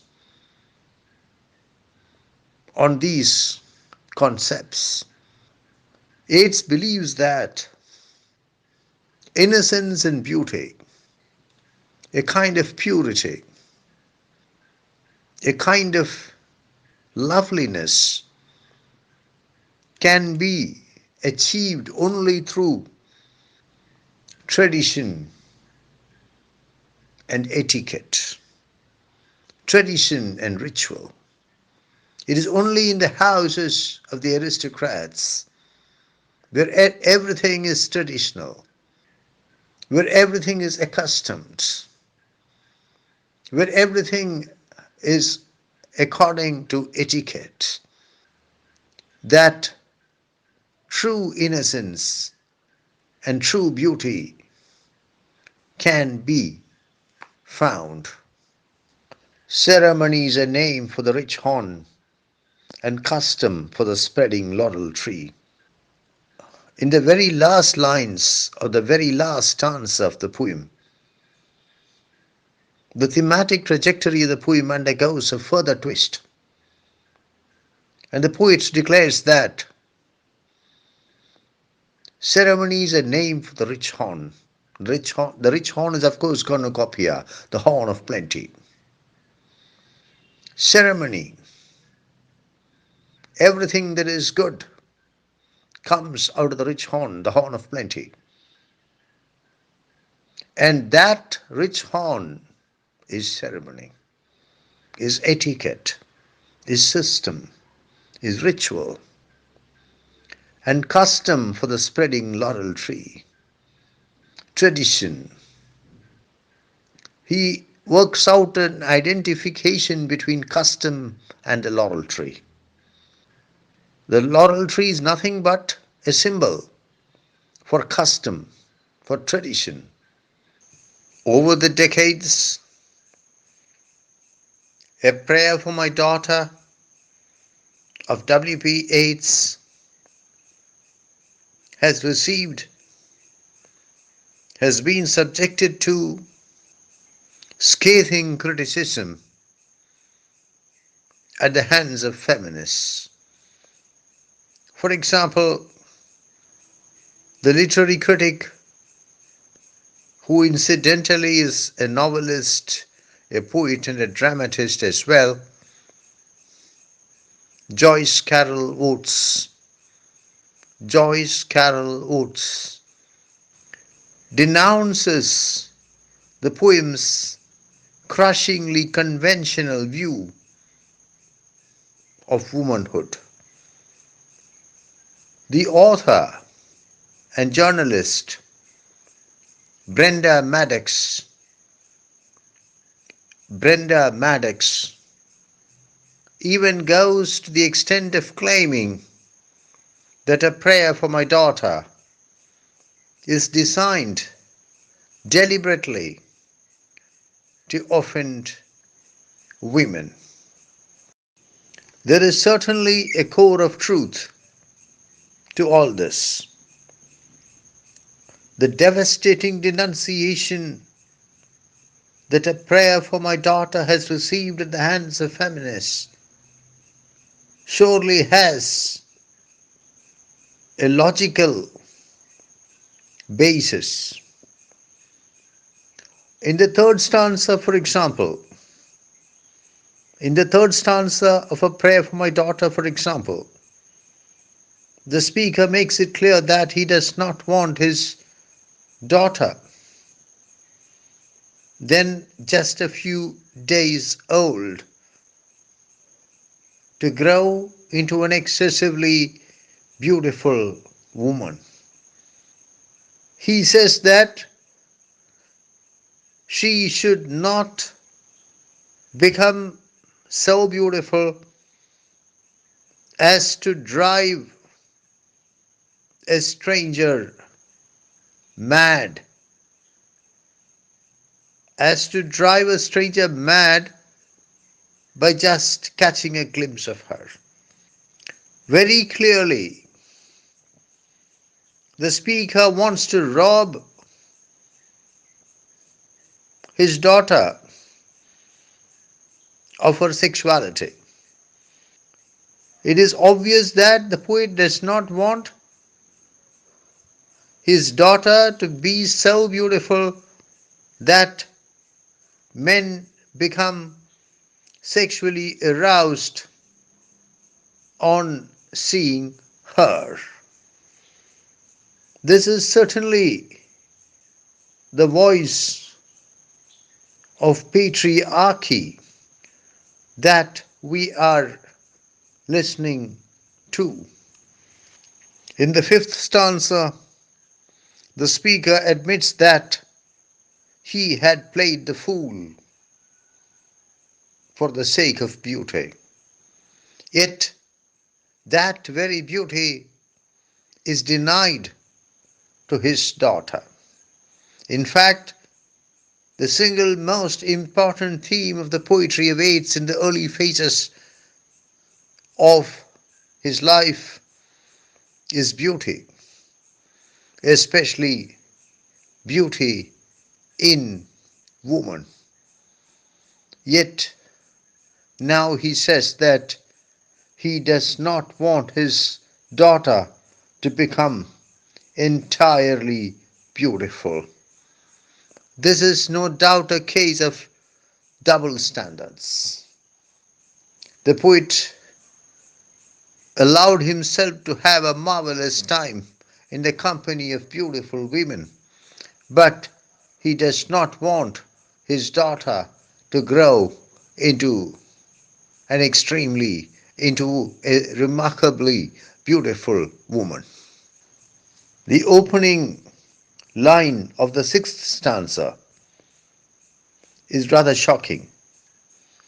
May she become a flourishing hidden tree. The key word is hidden. The poet speaks like a male chauvinist. The poet speaks like a spokesman of a patriarchal order.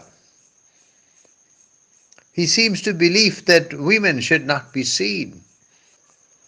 May she become a flourishing hidden tree. In fact, it's very difficult to explain this. A poet writing in the English language in the 20th century declares that his daughter should grow into an invisible woman, a typical patriarch, a typical male chauvinist who believes that women should not be seen and perhaps also should not be heard. In the seventh stanza, the poet says that there should be no hatred in the mind of his daughter once she grows up into a woman. That is fine. But if you read between the lines, you realize that it is not merely hatred that the poet wants his daughter to avoid, but all strong emotion. The poet does not want his daughter to be a woman with passionate emotions, with passions, with passionate convictions. It is not merely hatred. Every kind of strong emotion should be avoided by his daughter. That is what is in his mind, and that is what is clear if you read the stanza between the lines. In stanza 8, the poet declares, "Let her think opinions are accursed." He does not want his daughter to have opinions. He does not want his daughter to have a mind of her own. He how how how big a male chauvinist he is. A daughter without a mind of her own, a daughter without opinions of her own. And the explanation is that Mordgon, who had opinions of her own, ended up marrying John McBride, an old bellows full of angry wind. In fact, again, if you read the poem between the lines, you realize that the poet is not very particular that his daughter should marry a boy of her own choice. He is more than willing, he appears to be more than willing to choose a boy for her, to choose his son-in-law. He tries to rob his daughter of the freedom of choice.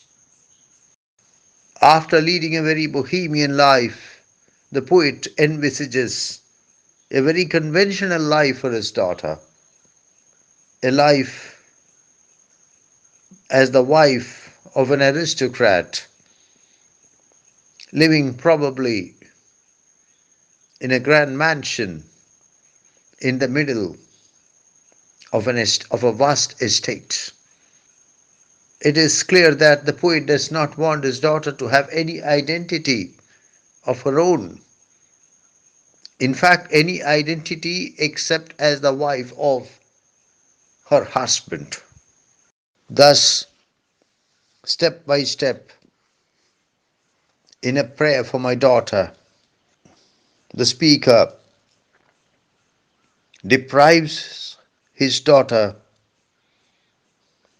of her sexuality, of her right to choose, of her visibility, of any serious purpose in her life, of strong emotion, of her opinions, and finally of her identity.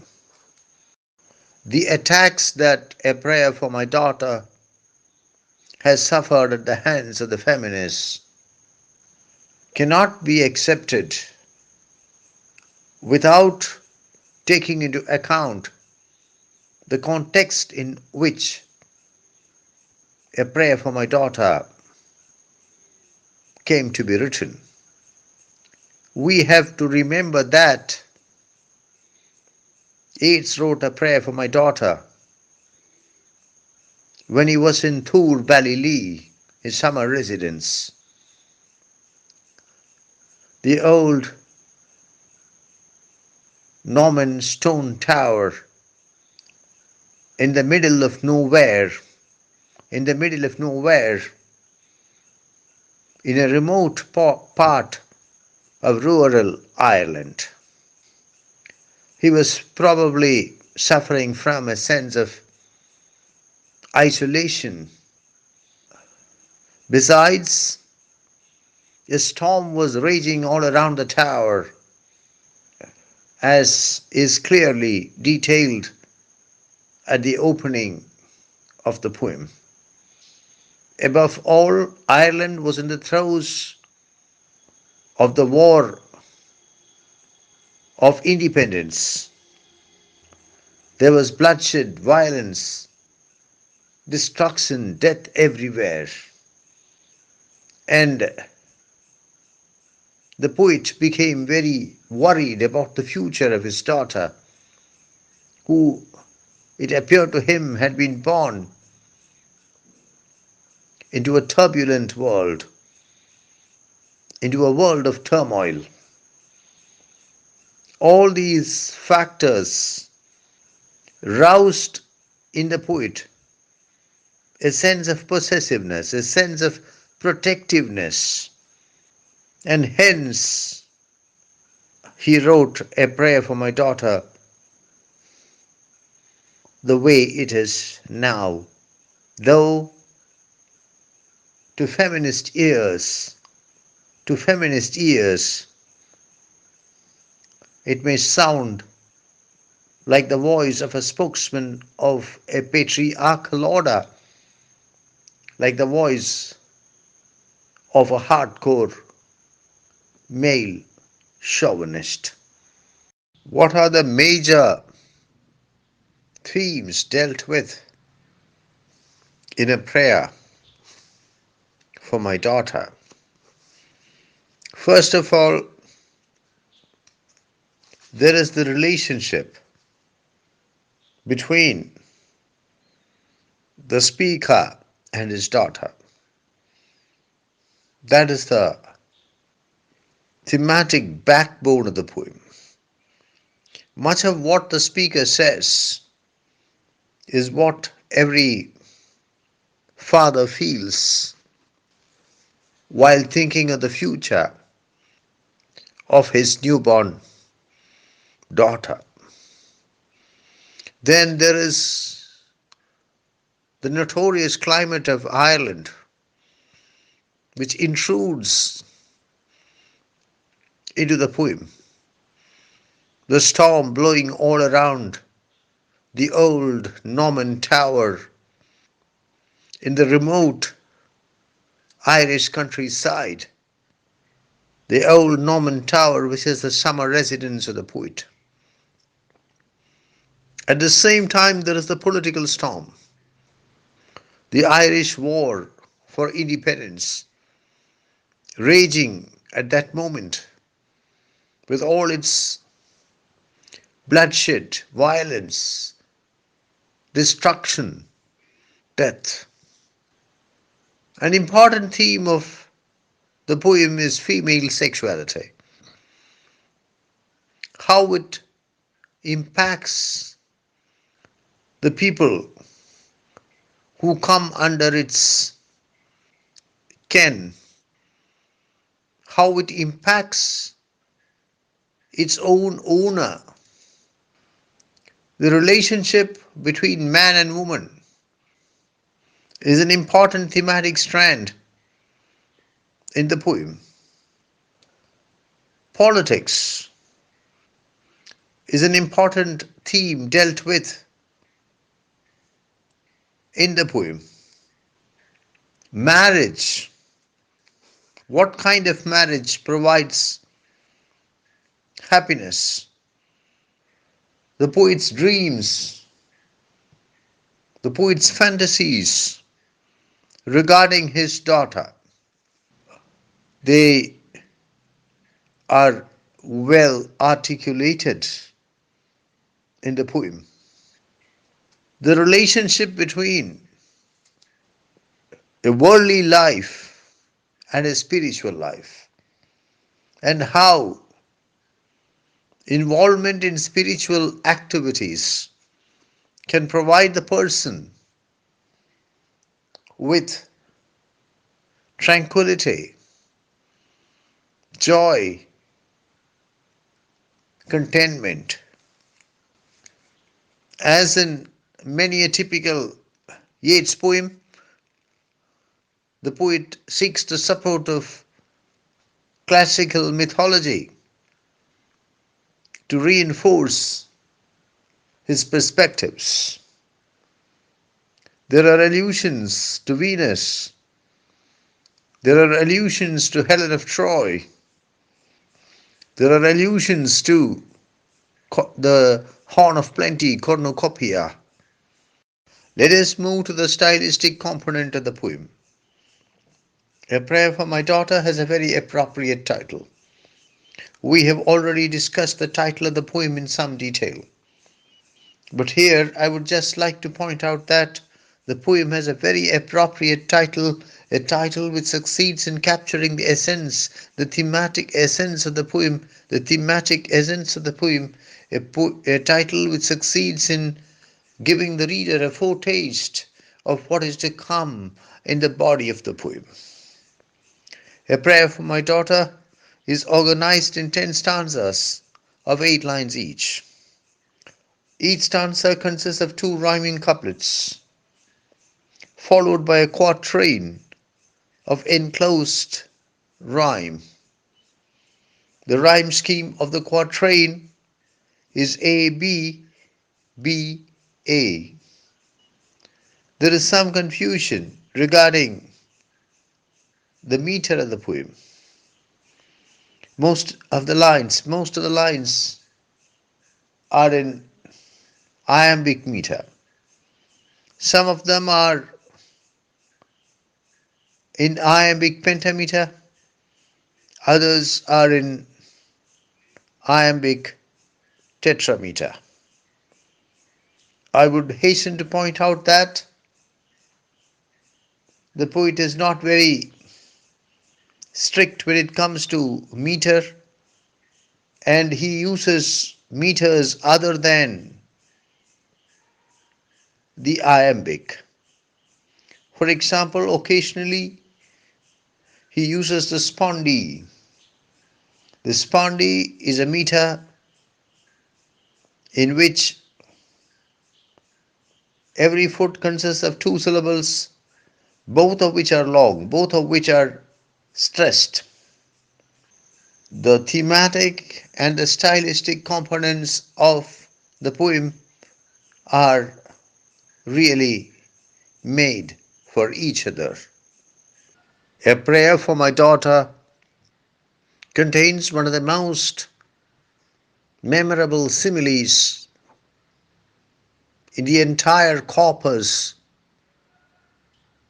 of W.B. Yeats, and that is the laurel tree simile or the laurel simile.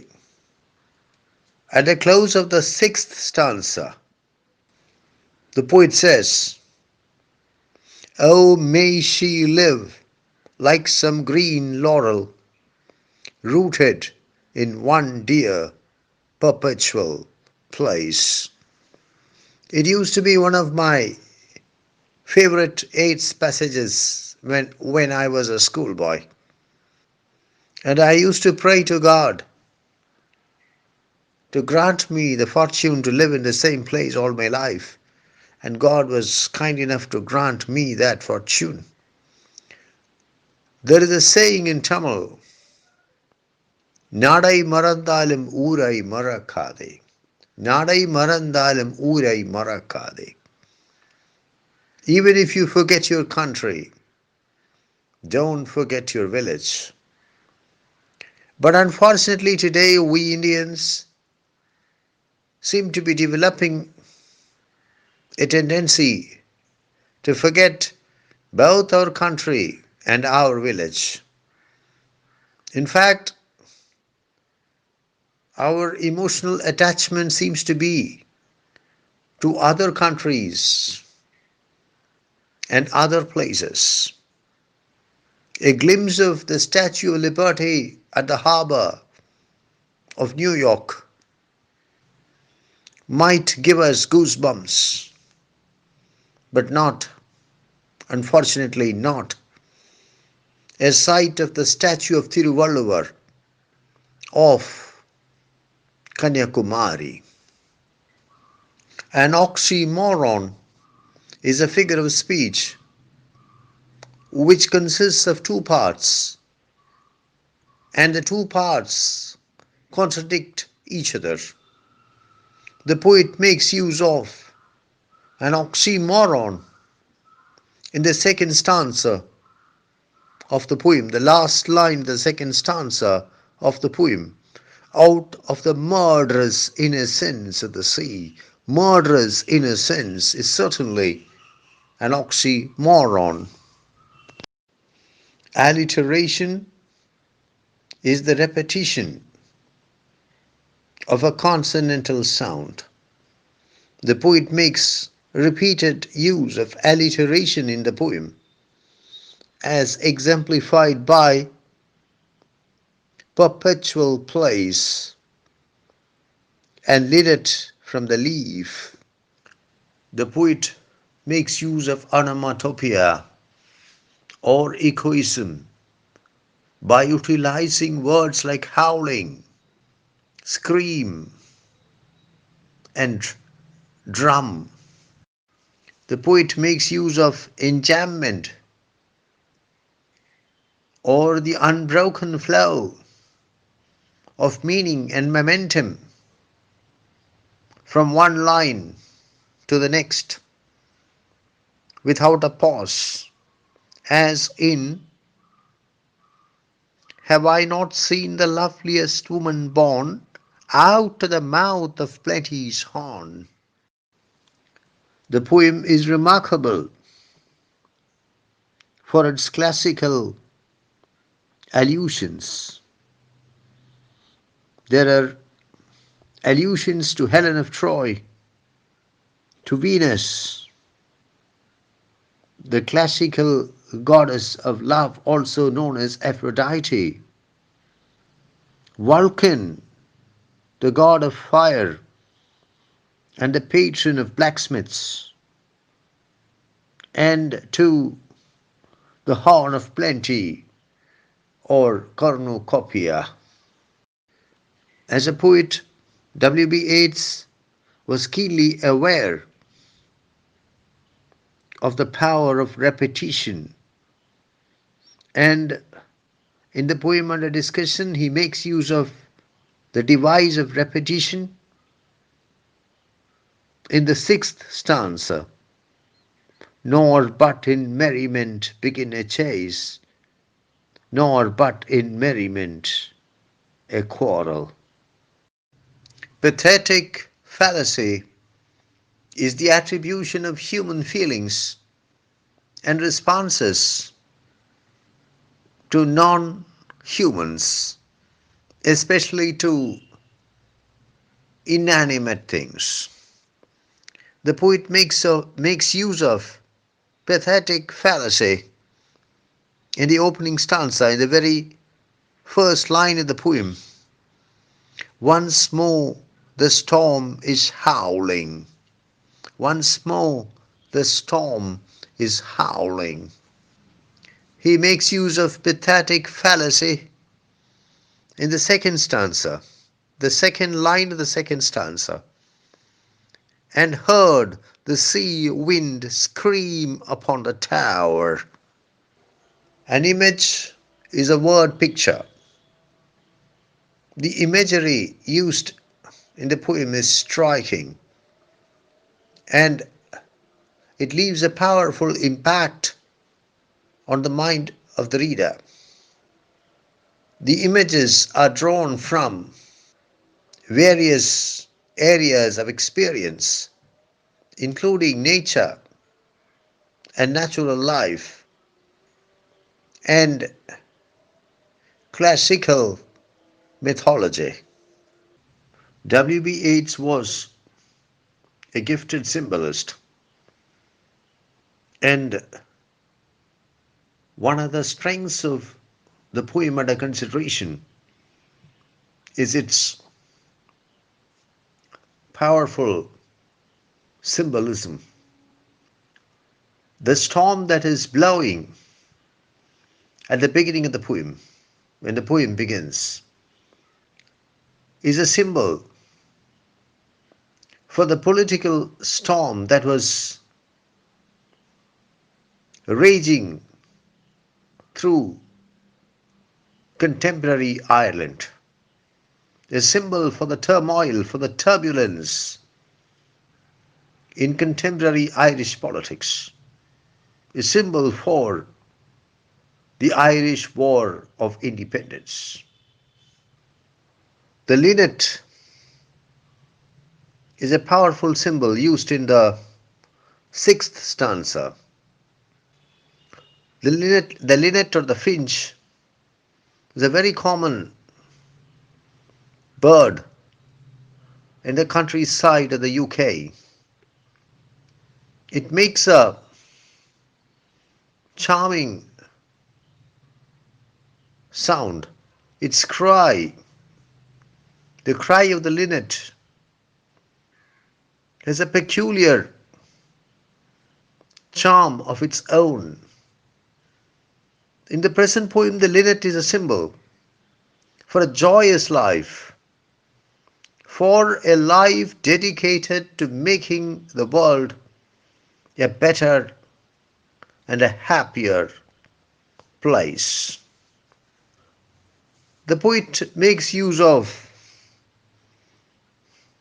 two very important symbols in the poem. One is the horn of plenty, or cornucopia.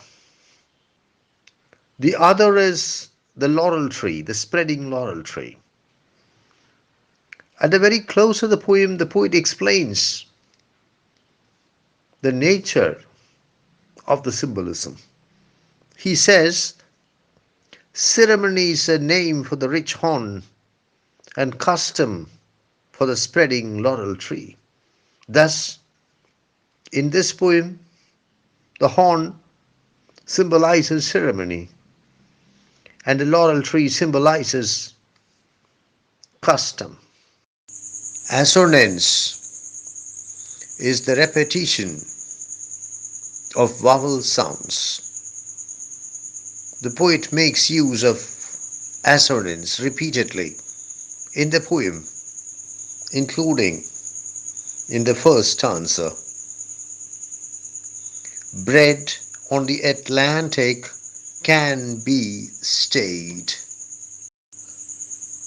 The poet makes use of personification in the second stanza. He personifies the future years. This is what he says, that the future years had come, dancing to a frenzied drum. A rhetorical question is a question posed not to get an answer, but in order to make a point, in order to create an impact. The poet makes use of rhetorical questions in the poem, including in the last stanza. How but in custom and in ceremony are innocence and beauty born. I would like to wrap up the discussion by making two observations.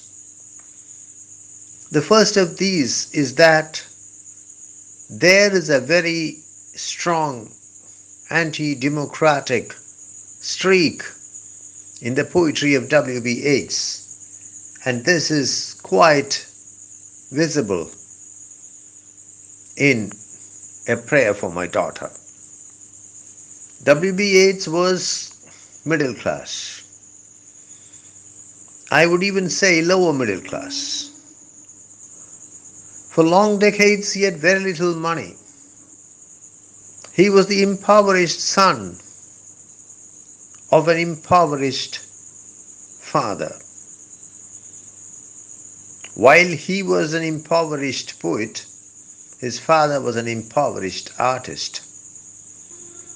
Even in the last phase of his life, even after he won the Nobel Prize, even after his very successful lecture tours, very successful from the financial point of view, even after his books started selling rather well, I don't think that Yeats could be called seriously rich.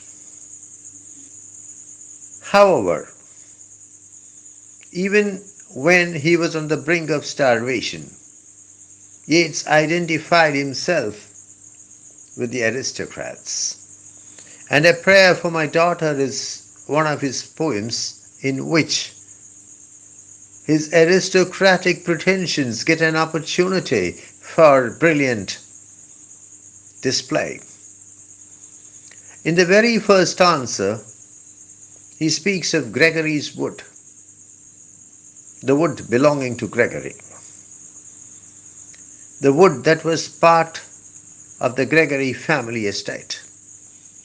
Lady Augusta Gregory was a very close friend of his, and the Gregory family owned Cool Park, the vast estate in which the wood mentioned in the first stanza of the poem was located. It appears to me to be a case of name dropping. He just wants his readers to realize that Lady Augusta Gregory was a close friend of his. Later, he refers to Helen of Troy. Later in the poem, he refers to Helen of Troy.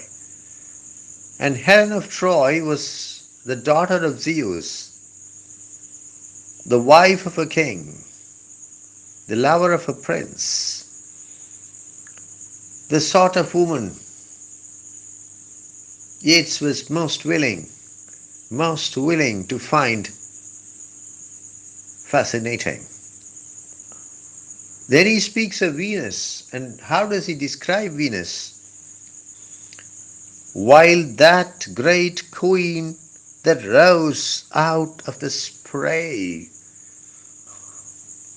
So these are the sort of women he liked to hobnob with. The daughter of a god, a goddess who was also a great queen. There are several allusions in the poem to Morgan. We can forgive Yeats for creating those allusions. How can Yeats write without alluding to Morgan? And Morgan, you must remember, was not only extremely beautiful but also extremely rich. I'm reminded of what W.H. Auden said of Yeats in his elegy, the parish of rich women. The parish of rich women.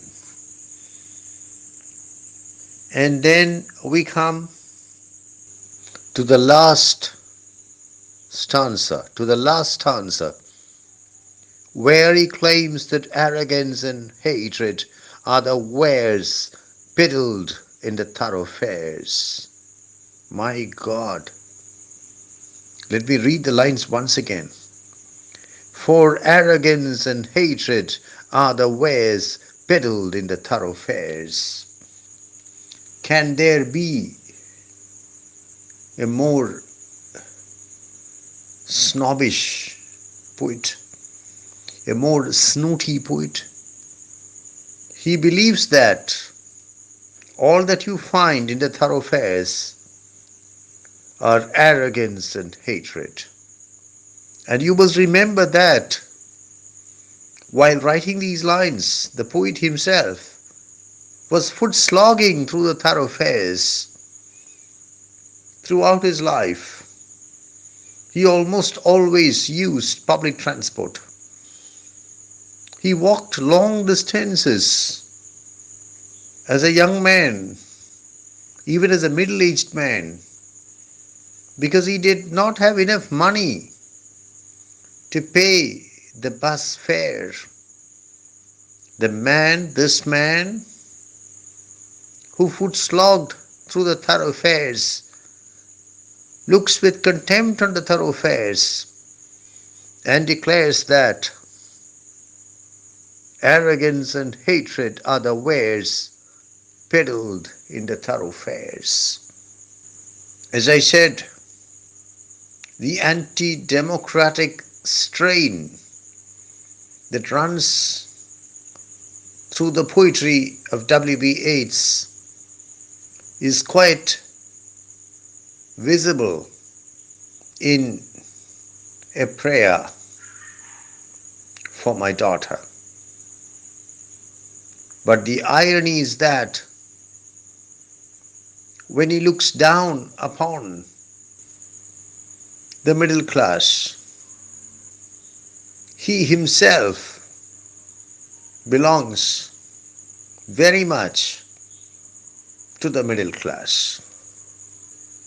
The next point I want to make is that it is possible to relate this poem, A Prayer for My Daughter, with another Yeats poem, A Prayer for My Son. The story goes that Yeats felt that it would be wrong, it would be bad to write a poem about his daughter and not to write a poem about his son. And so he decided to write A Prayer for My Son. It is certainly a less impressive piece, a less acclaimed piece, a less anthologized piece than A Prayer for My Daughter. I think I said that I would wrap up the discussion with two observations. I now find that I have one more remark to make. There is a very well-known poem called Lord Arlen's Daughter by the Scottish poet Thomas Campbell. The last line, yes, the last line of the penultimate stanza of the poem is, my daughter, oh my daughter.